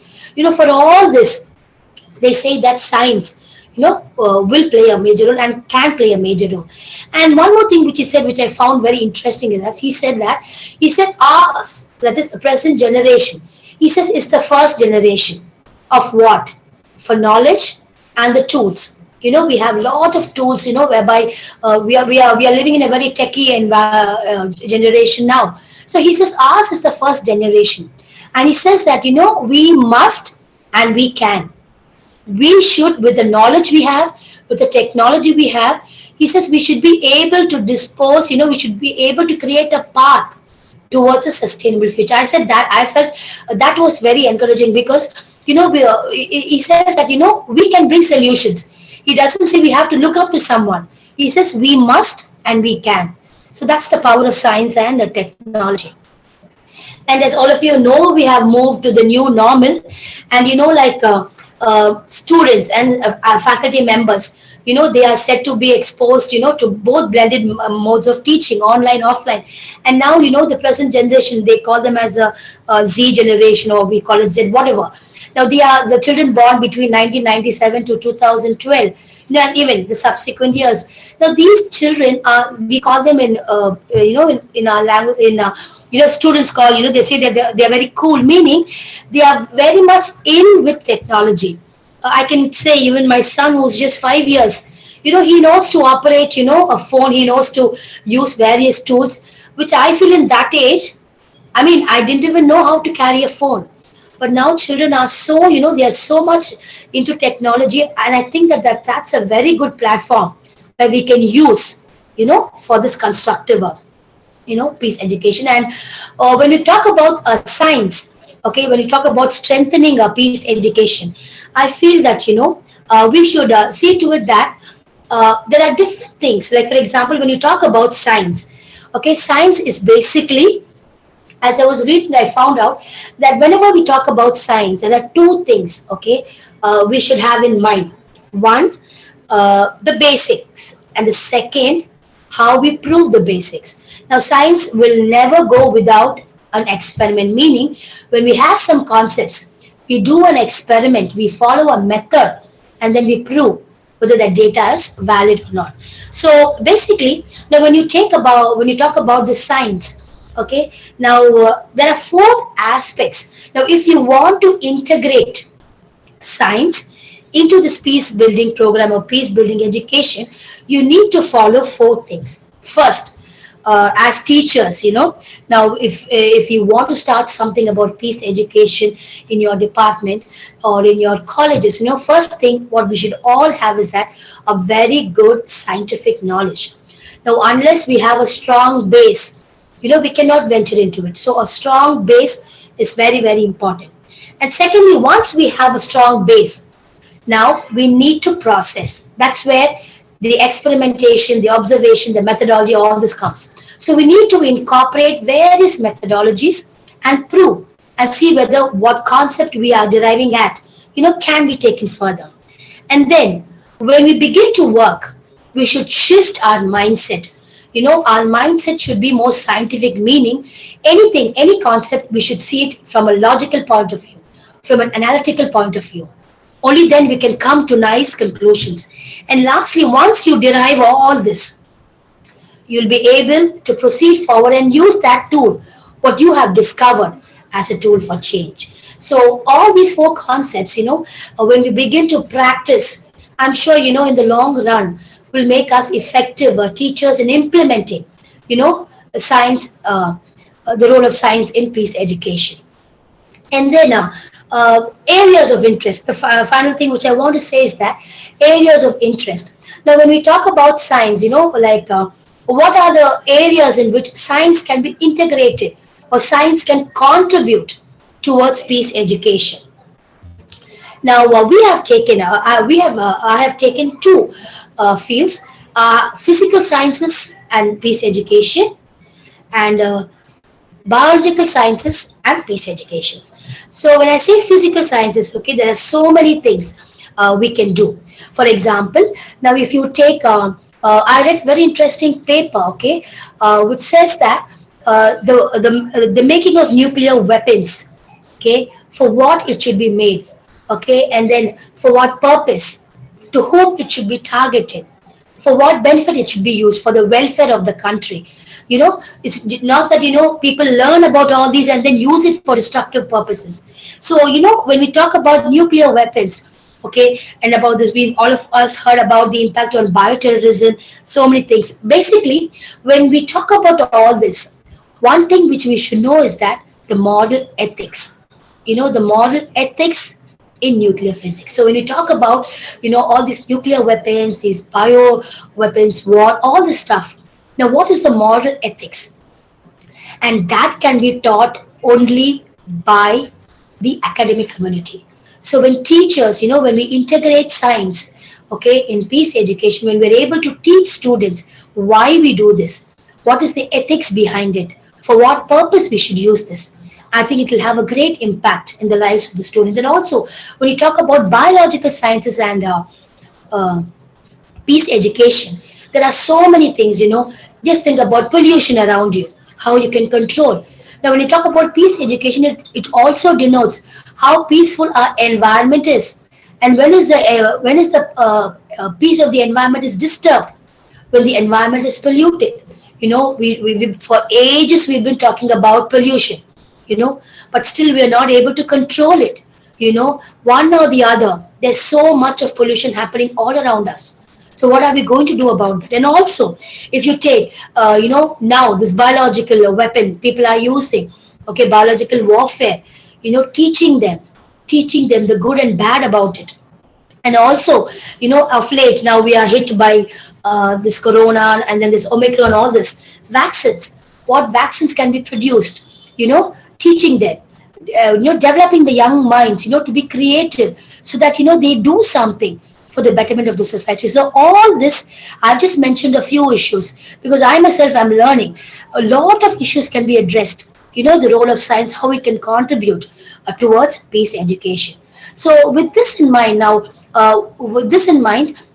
it is not just a talk. The Department of Advanced Zoology and Biotechnology, we have planned, three major events which we are planning to execute one by one, okay, in the future. Now, when you take the first one, we have thought about introducing a non-major elective paper with the same title, Role of Science in Peace Education, where we talk about what is peace education. Because I feel science students, initially, I should admit, when I joined this course, this Peace for Asia course, I thought science has nothing to do with peace education. I thought peace education is to do with the history department, psychology, sociology, English, like that. But when this course taught me that no, science has got lots to do. And I feel that the students, of this biological sciences or life sciences, they also should know what is this peace education and the role of science in it. So we have designed a curriculum, a non-major elective paper, which we're planning to, pass it in our board this coming year, and then starting it for our second year students. And and after that, we have planned, to subsequently offer this paper for 2 years, and then start a peace club. WCC is flooded with clubs because we have students who are very energetic. We have this NCC, NSS, YI, Environmental Club, IIC, so many clubs we have. And students, address issues. So we thought this initiative of this peace club will also be one among the many, but we'll be able to address conflicts. We'll be able to solve conflicts within campus and outside campus. And thirdly, we thought to initiate a Center for Peace Studies. So all this, it's in our cards one by one. Our enemy paper, our peace club, our Center for Peace Studies. I think because, if you don't start, we will never start. Many times what we do is we attend so many programs, we attend so many events, courses, but then, we leave it at that. But, it's high time, every one of us, as academicians, every one of us, we should initiate something about peace education in our own departments, in our own colleges, because I feel that's a social responsibility for every one of us. And so this is what we have planned. So this is the overview I would like to present, because I feel that, education is a very, very powerful tool. And if we are going to, teach our students how science can help to solve major problems in our society. I think it will be a great benefit to our society. So I would like to end, with these words of Oprah Winfrey. He says, "Challenges are gifts that force us to search for a new center of gravity. Don't fight them. Just find a new way to stand." So, many times when we go one with nature, I think, we'll be able to solve many issues, and challenges will become easy for us. We can just solve everything and we can go. So, finally, I would like to conclude by saying education is the best weapon for peace. So, an educated person can make a lot of difference. And if we train our students to be socially responsible, I feel, apart from the knowledge they gain, apart from the degree they gain, they'll be very good citizens of the society, and they'll be able to contribute to the welfare of the society. So, with that, I end my talk. Thank you.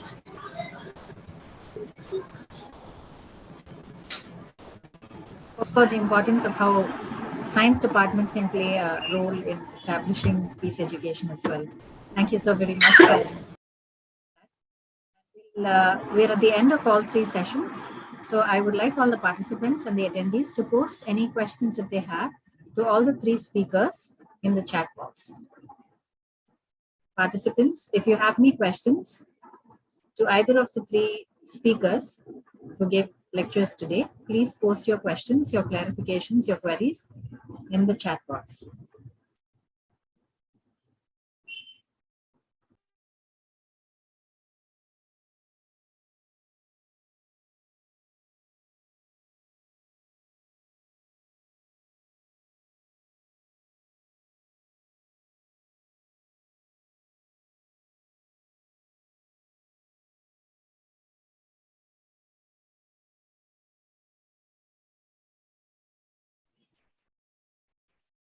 You can also unmute yourself and ask the question directly to the speakers who are present here.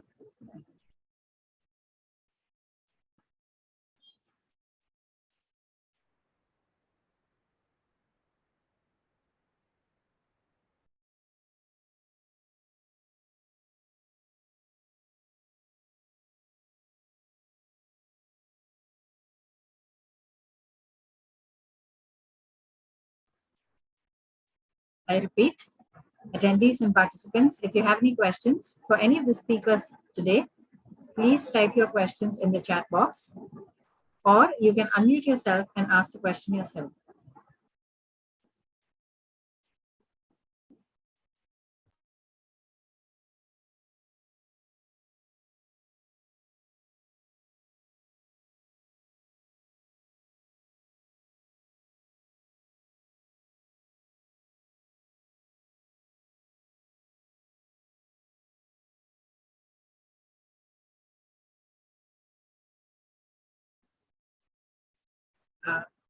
Dr. Jenny Peter, we have a question for you.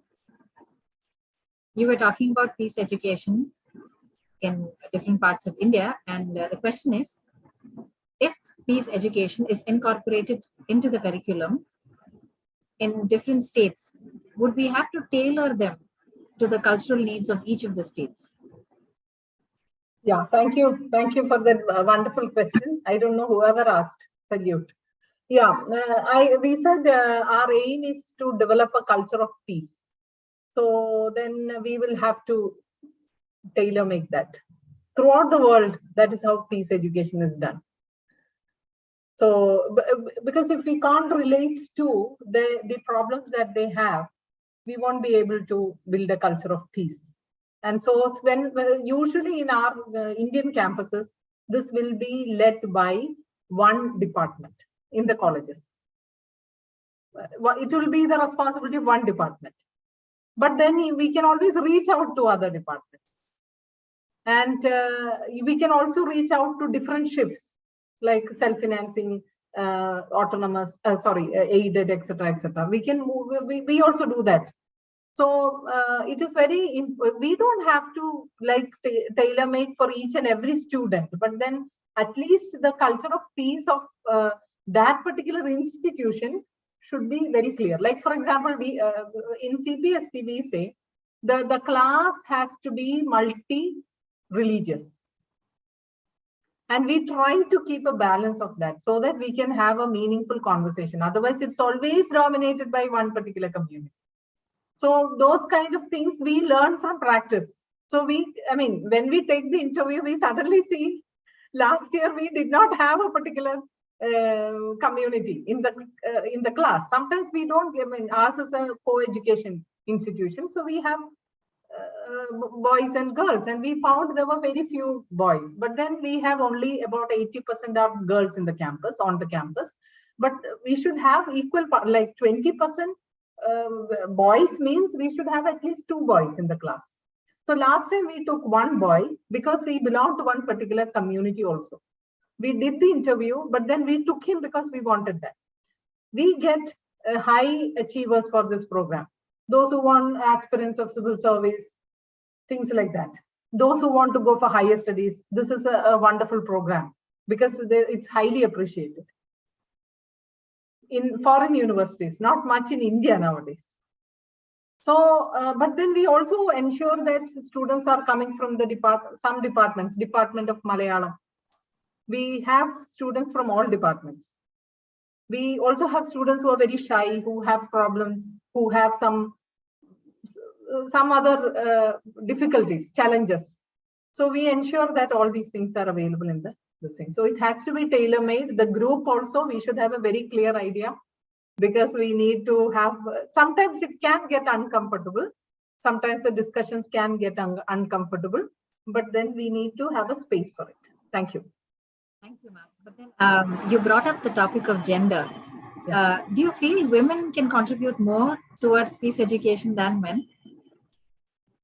Okay, yesterday I was asked to say something about Chittagong arms raid. I had to give a very small bite on it. And my point was that in the 1930s, when Mahatma Gandhi introduced mobilized women, because he wanted a mass movement for our freedom struggle. And so he realized if we keep women outside, you won't win the race.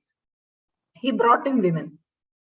And there's always the concept that women are, they are very passive. And, they would be excellent for non-violent satyagraha, which is passive resistance. But at the same time, we had revolutionary women like Lakshmi, Captain Lakshmi and others, or even before we have, who took up arms against the British. So I think women have got certain high form of resilience. Women have got a kind of resilience, and also they understand some of the issues very well. So that way, they are good peace builders. But that doesn't, I don't think that should actually define how they do it. If we, as peace educators, we get ourselves trained, and then we look at the background that we have, and our aim is to transform. So whatever we can do in our own neighborhood, in our campus, in our department, will be wonderful. It will be rewarding. Thank you, ma'am. Thank you very much.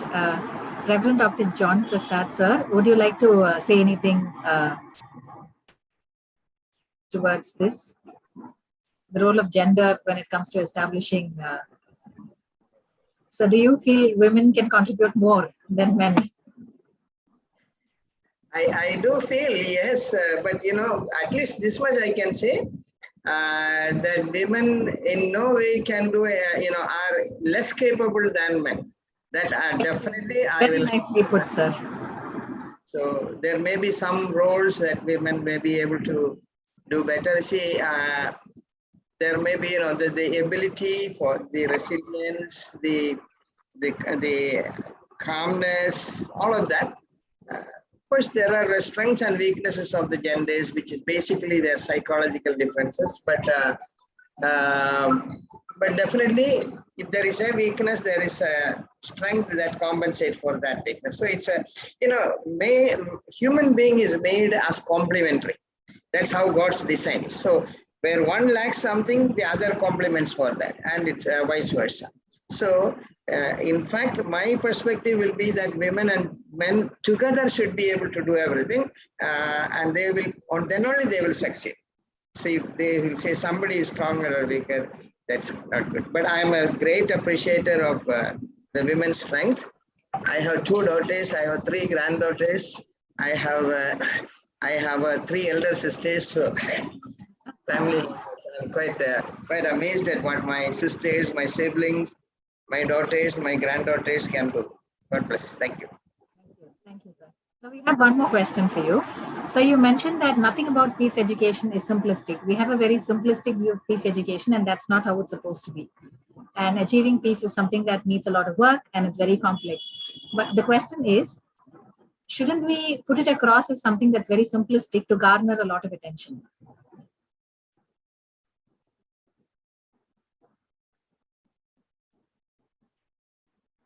So shall I repeat the question?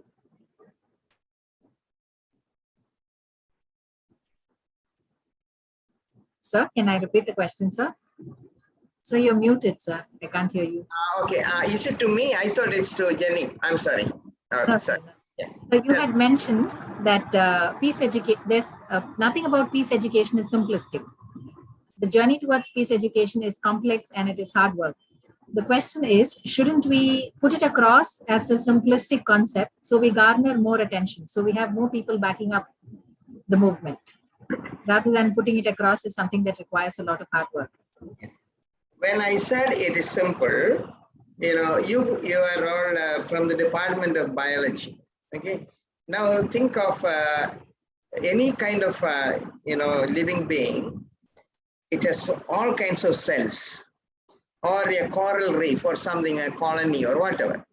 So if one tries to take the place of everybody else, then that is how you think. That's what I meant by making it simple. If we say, okay, this particular training I do, I can solve all problems with one formula, one thing. Okay, it's not that simple. So essentially what attempt should be, where God has placed me, where I am placed, and my context, my challenges, I should be able to be expert in handling that issue.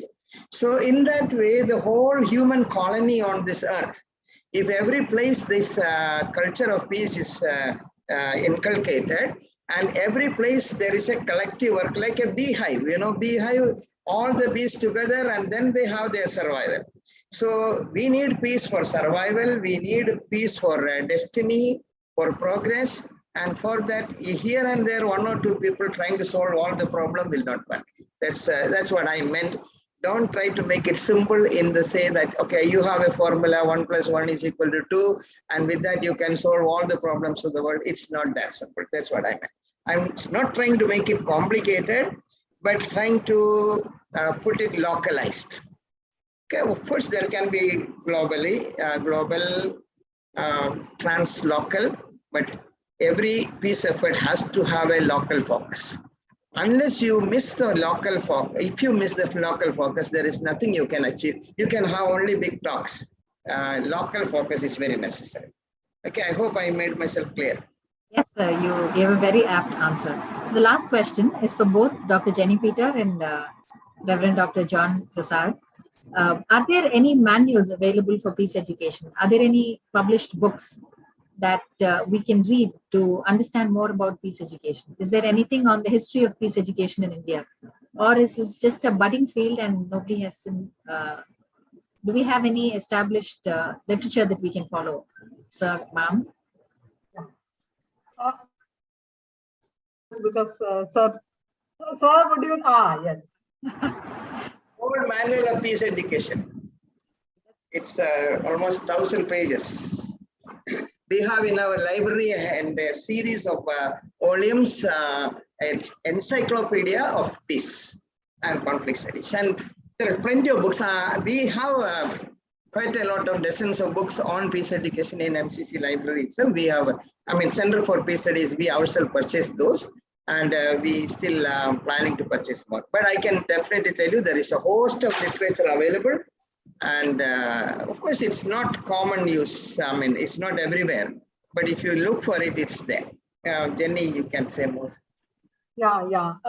Yes, one thing, thank you for reminding it, because one thing that we forgot to say is how do we actually collect reading material and resources for the students? This was one of the major issues when we also started. Fortunately, we have crossed that stage, but I'm sure there are many who are in that stage now. So what we can actually do is these manuals are available, and there are lots of free online resources available by different peace institutions, including the United Nations. UN University, you get a lot of material. That's not a difficulty at all. For Johann Galtung's itself, you can get a lot of material. You get a lot of presentations. You can get YouTube videos on most of these. So what we do is, in our courses, we give them small ones only, 4 minutes, 5 minutes, never more than that. So these we don't have to even produce, they are there. But then we watch it first as teachers, and then we discuss among ourselves, because there are 2 facilitators in the class, and then we decide how we should go about it. Ask the students to watch and come, and that's how, because the students are also new. One comes from physics, one is from chemistry, one is from history. So what do you do? So we need to give them some material beforehand. The second thing is about building a library. As Dr. John Prasad said, having some reading material is necessary. So what we did was, we tried to bring in things which we required. For example, we had a resource person coming talking to us about political violence. We had one student who had come from that region, and so he gave a presentation. So we bought a book related to that. So like that, we can make it tailor-made as well, and give them to students. Just keep them on the table or in the center's office, assigns that one student, and then we give it. Yeah, thank you. Thank you, ma'am. Thank you, ma'am. Thank you, sir. Thank you for... This is a book that we have published, Center for Peace Studies. This is an introduction to peace and conflict studies in colleges. So we have this book. We have some more copies available. This is published by Center for Peace Studies in MCC. We are bringing 2 more books in a few months' time. One is a book of 100 case studies in peace education. And then a second one is a global perspectives on peace and conflict. So these 2 books should be out in a few months. We are hoping it's being on. One more thing I want to say, there are plenty of literature on specific conflict situations, which can be also enriching. So for example, when we went to Dimapur to conduct the training program there, we had the Naga people themselves and some of the scholars have analyzed their conflicts and published books. So all of this will add to the large collection of books on conflict and peace. In that way, Sri Lanka, there are a lot of books published on Sri Lankan conflict and peace negotiations. And so plenty of books, general on peace studies, as well as on specific contexts are available. Of course, if you want to build a library, you can definitely do. Plenty of books are there. Okay, thank you. Thank you, sir. Thank you, ma'am. Thank you, sir, very much for answering all the questions that our students had posted. Thank you once again. Right. With that, we come to the end of this session. We will now move on to the valedictory session. I now invite Ashoka team to start this valedictory session with a worship song. I request Dr. Julia Harriet to play the song.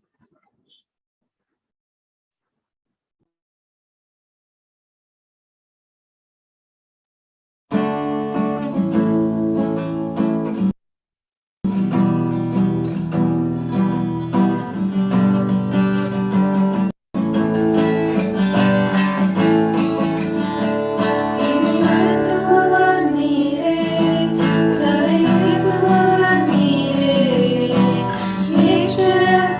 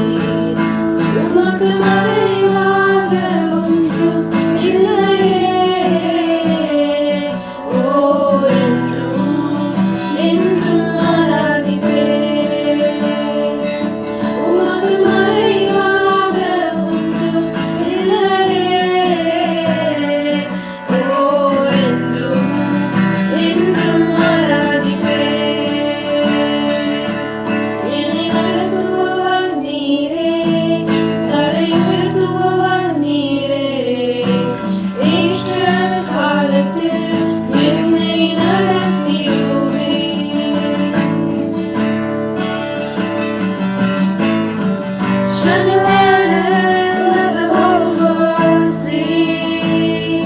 We're singing for the glory of the risen King. Jesus, shine your light and let the whole world see. We're singing for the glory of the risen King. Savior, He can move the mountains. My God is mighty to save. He is mighty to save forever. Author of salvation, He rose and conquered the grave. Jesus conquered the grave.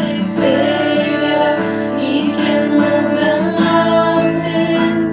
My God is mighty to save. He is mighty to save forever.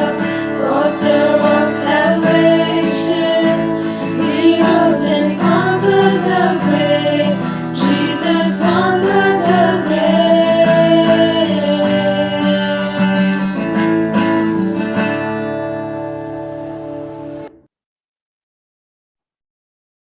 Thank you, girls. Thank you for the lovely rendition. I now request Dr. Julia Harriet, the facilitator of this international webinar, to introduce and invite Reverend Dr. Spurgeon to deliver the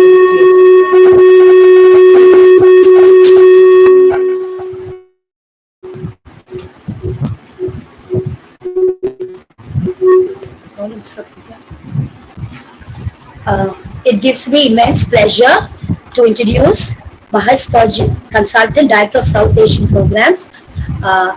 We had approached him to give the valedictory address, and Sir, amidst his busy schedule, he consented. So we are very happy to have Spurgeon Sir in our midst. Just a brief note, his CV is very big. Just a brief note about Spurgeon Sir. Spurgeon Sir has worked with the United Board as a regional program consultant for the South Asia region since 2015. In this role, he works with colleges and universities of South Asia to promote whole person education by visiting, coaching, and guiding them, and enabling them to apply for grants from the United Board. Now, before joining the United Board, Sir has worked as an associate professor of philosophy and was a chaplain of Madras Christian College for more than 20 years. He has an MA in economics and an MA in philosophy and religion from Madurai Kamaraj University, MTH in pastoral theology from the University of Wales, UK, and MPhil and PhD from the University of Madras. We are very happy to have an eminent person in our midst to deliver the keynote address. Over to you, sir.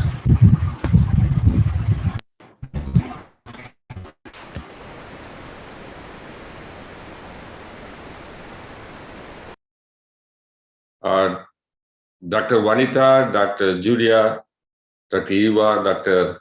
John Prasad, Dr. Jenny Peter, and my dear friends, good morning to all of you.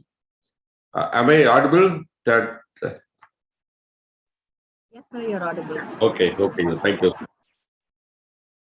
It's a joy for me to address you on this day, and I also congratulate all of you, and especially I appreciate and thank you because it's a holiday. It's a holiday, but you have taken time to participate in this program, and all of you are here. That shows your commitment. And I also thank Women's Christian College and especially Julia for taking up this responsibility. This is a beginning. This valedictory function is not an end for WCC. Maybe this is a beginning for a new initiation in WCC. I represent United Board, and therefore I also bring greetings to you from my president, Dr. Nancy Chapman from New York, and our vice president, Dr. Wai-Ching Wong from Hong Kong, and all other colleagues. We focus, our vision is actually whole person education. That is that we facilitate education that develops intellectual, ethical, and spiritual growth of the young people. And WCC is one of our valued partner. WCC also, Women's Christian College also focuses on holistic education. And therefore we work with them. And we strongly believe that this peace education is a contributor for whole person education. That peace education, why peace education? That's a question comes to our mind, that why do we need to have this in our curriculum, or why do we have to think of peace education in university education? In the undergraduate level, that it's mandatory that we have knowledge in different areas. We call it, in other countries, they call it general education. And in our context, we call it part 1 and part 2. Maybe also we have other general electives and interdisciplinary courses we have in the credit-based system. That general education is important for the holistic education. It's not very specific studies that you study science, you study zoology maybe, or you study botany, or you may study physics or chemistry. That's very specific. But in the undergraduate level, we also need to have knowledge in other areas which are essential for life. And the United Nations, when they drafted the objectives of higher education, and one of the objectives, of course, the first objective is to learning to live, learning to learn, learning to live, and learning to live together. So that's an important objectives of higher education. It's not only that colleges and universities prepare young people for livelihood. Livelihood is important. But college, university education also prepares people for life, to live. When you go out from this campus, it's not enough if you have enough skills to earn money. That employability skill is important. That's very important. No question about it. But that alone will not make you to live a life or experience a life and life in abundance. So you need to also learn to live and learn to live together. That's very, very important. Learn to live together. So in that context, education is not only informative, education also has to be transformative. Transformative education, say all our institutions, most of us, we focus not only on the informative education. The information is important. That's very, very important. But at the same time, it also has to be transformative. So in the transformative experience, that attributes which we expect, or the world in which we live, we expect, or the world in which, when you enter into that world, you require certain attributes so that you have a life and life in abundance, and you have an ability to live with others. And one of the attributes is actually understanding, accepting the human diversity. Accepting the human diversity, that we need to accept there are different kinds of people, there are different cultures, and there are different languages in this world, and there are different food habits, and the one with whom we live may have a different taste, different attitude, different cultural background. So that's appreciating the human diversity is an important attribute which all the graduates need to have. So that becomes an important graduate attributes for all the institutions, especially a country like India. We have this, we consider this as a laboratory of pluralism, in which we have different cultures and different languages, different religious traditions, different food habits, different dress styles, anything you take for that matter, we have varieties. And that an ability or an understanding to celebrate this diversity. If somebody is different from me, I need to celebrate. I cannot expect others to be like me. So that's one of the important attributes which we need to develop. That becomes a kind of transformative education. Then the another attribute which which we all emphasize in the modern days, is actually high level of empathy. A high level of empathy, that how do we understand others from others' point of view? So this is what we need to understand. So one of the examples which I can give, I think Dr. John Prasad also might have had the same experience, that we have been working with some of the institutions and organizations in Sri Lanka, Jaffna especially. And Jaffna, of course, we all know, because when we were in college studies 40 years back, there was a war and there was a conflict. We all understood, we all read in the newspaper, we have a perspective. But when we went there and understood the problem from their point of view, I would say that there was a transformation in me, in the sense that my perspective was completely changed towards Jaffna Tamil. I didn't have that kind of understanding before, but when I understood from their point of view, one example I can give you is that we were involved in teachers training. And in the teachers training, we found that teachers training was very, very important. Then we understood that most of the teachers studied their education, had their education during the wartime. And they are behind our teachers. For that matter, they are behind at least 10 years behind us in all the technology level or knowledge level or the methodology level. So we were surprised. So we were wondering that how come a teacher can be like this? But when we understood their story, those teachers, those studied during the wartime, they lived in that area without power supply for 9 years. They didn't have power supply for 9 years. They did not have any telephones. They did not have gas. They lived, and one of the teachers told me that in 1 year, they did not have any classes. They had classes only for 6 days.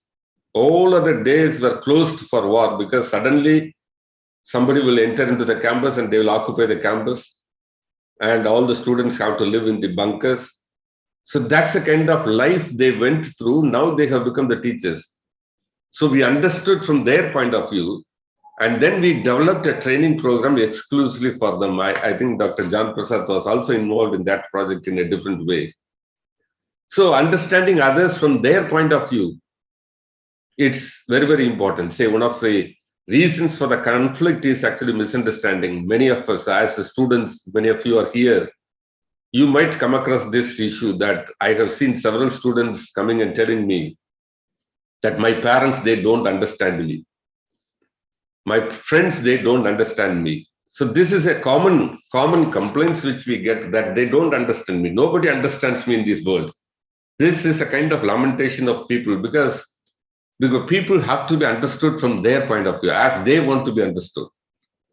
It's not I have an understanding of my own whims and fancies. I understand you from my point of view, that's different.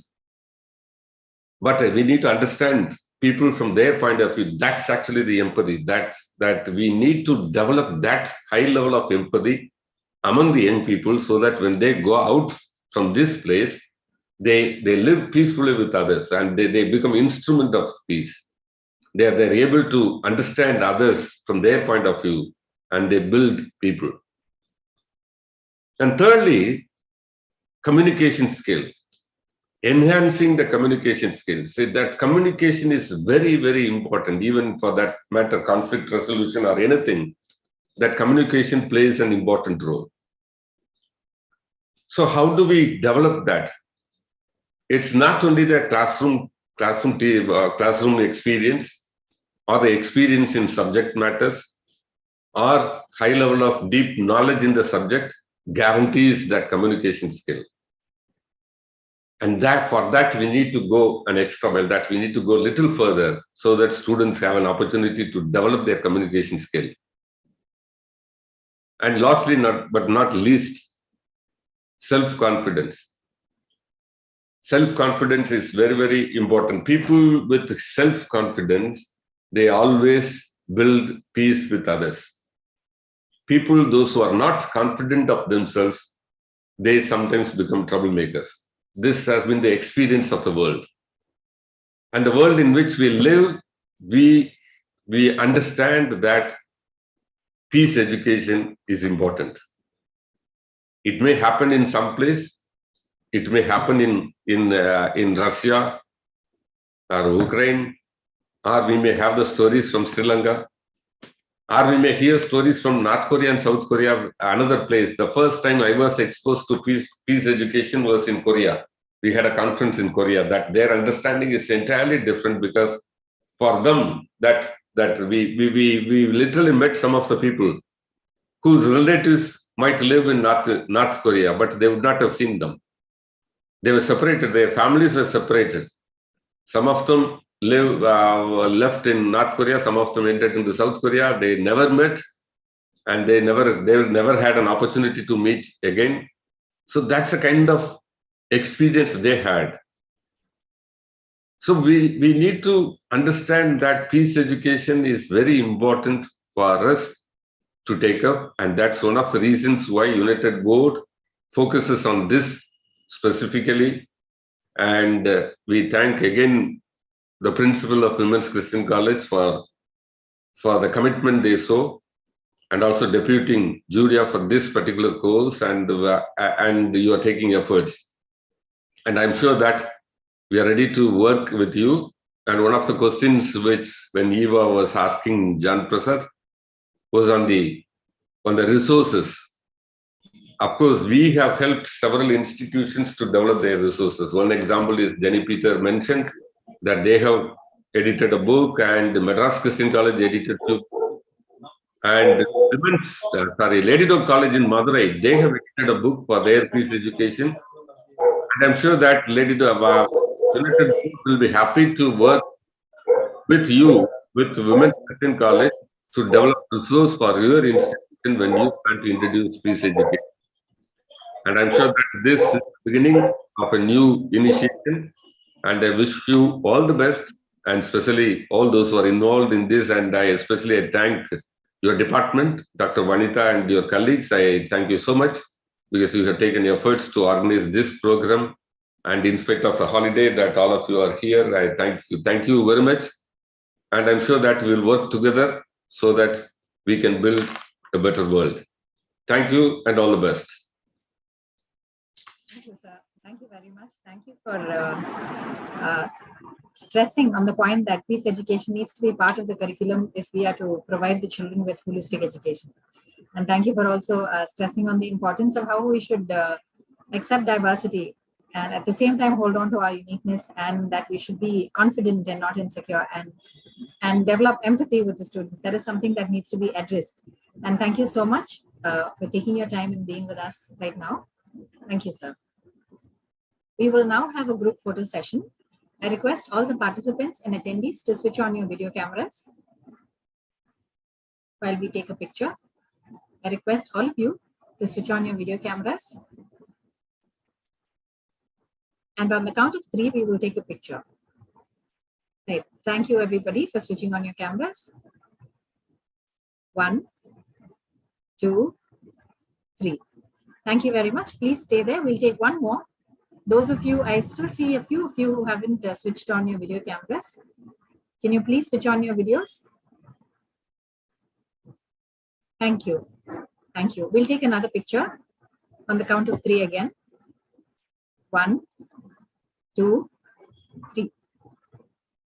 Thank you very much. Thank you, everybody. We will now have a small session of vote of thanks. I request Dr. Julia Harriet, the facilitator of this international webinar, to propose the vote of thanks.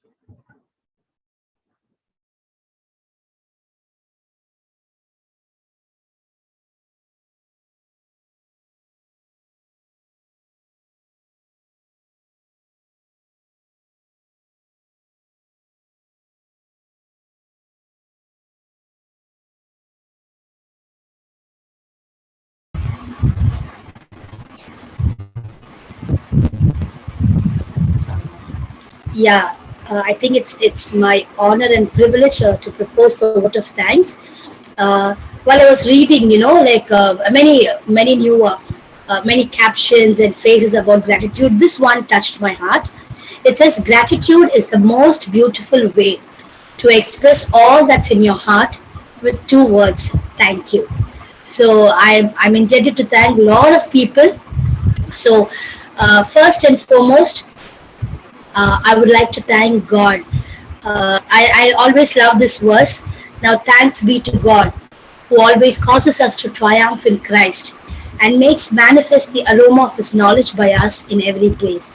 Whatever we do, I have seen that when I keep God first, God always gives me victory, and God brings people, people who are like-minded, and it's always been a group work, and God has always honored the effort. So I first and foremost thank God for making this webinar a great success.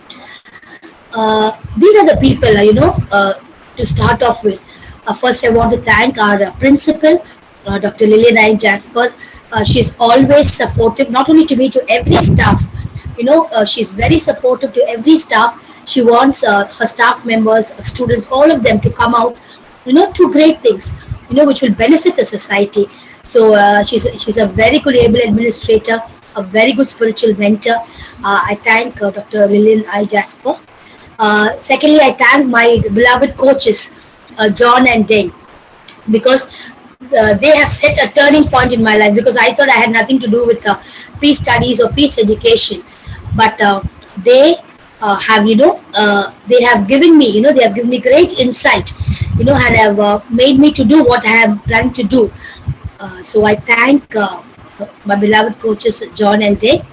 A special thanks to the UB team, Angela ma'am, Spurgeon sir, Mercy Pushpalata ma'am, and Yuka, because at various points we have approached them for help, for guidance.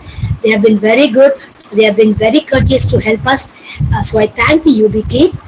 I thank Dr. Christine Vertucci, Director of Mindano Peace Institute, who gave the inaugural address yesterday, because it was in that training where I got a lot of information regarding this peace education. So I thank her.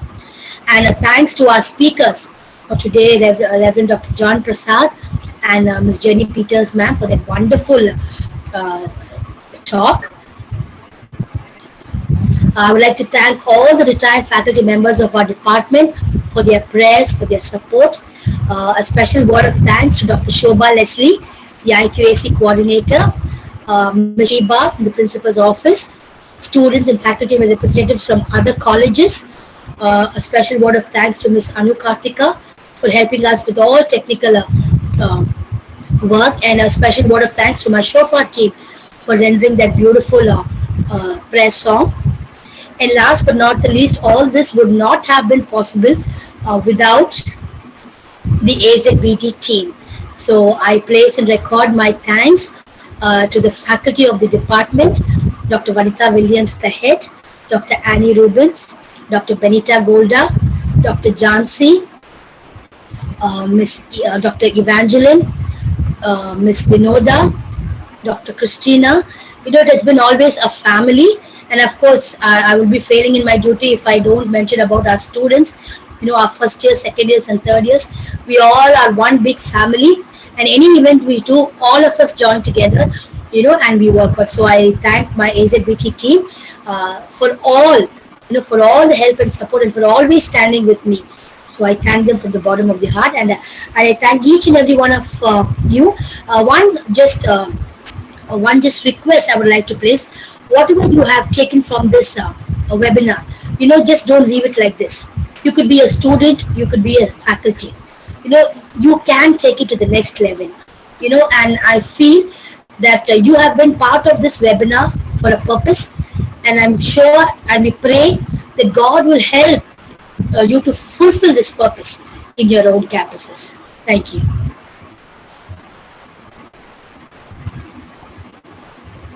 Once again, I'd like to thank all the speakers who've taken time out of their busy schedule to be with us here today. Reverend Dr. Spurgeon, Reverend Dr. John Prasad, Dr. Jenny Peter, Dr. Julia.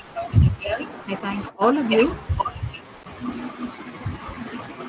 I thank all of you for taking your time to be with us here once again. Thank you very much. That brings us to the close of this international webinar. Dear participants, the feedback link has been posted in the chat box. Please fill in your feedback link for your to receive your certificates. And if you have any queries, you can get back to us. So your feedback link has been posted in your chat box. Please fill in your feedback link and submit it in order to receive your certificate. And thank you everybody for being part of this and making this a grand success. Thank you very much. I hope you all have a lovely day. Thank you. Thank you. Thank you. Thank you, Spurgeon sir. Thank you so much. Participants, once you fill in the feedback form, you can leave.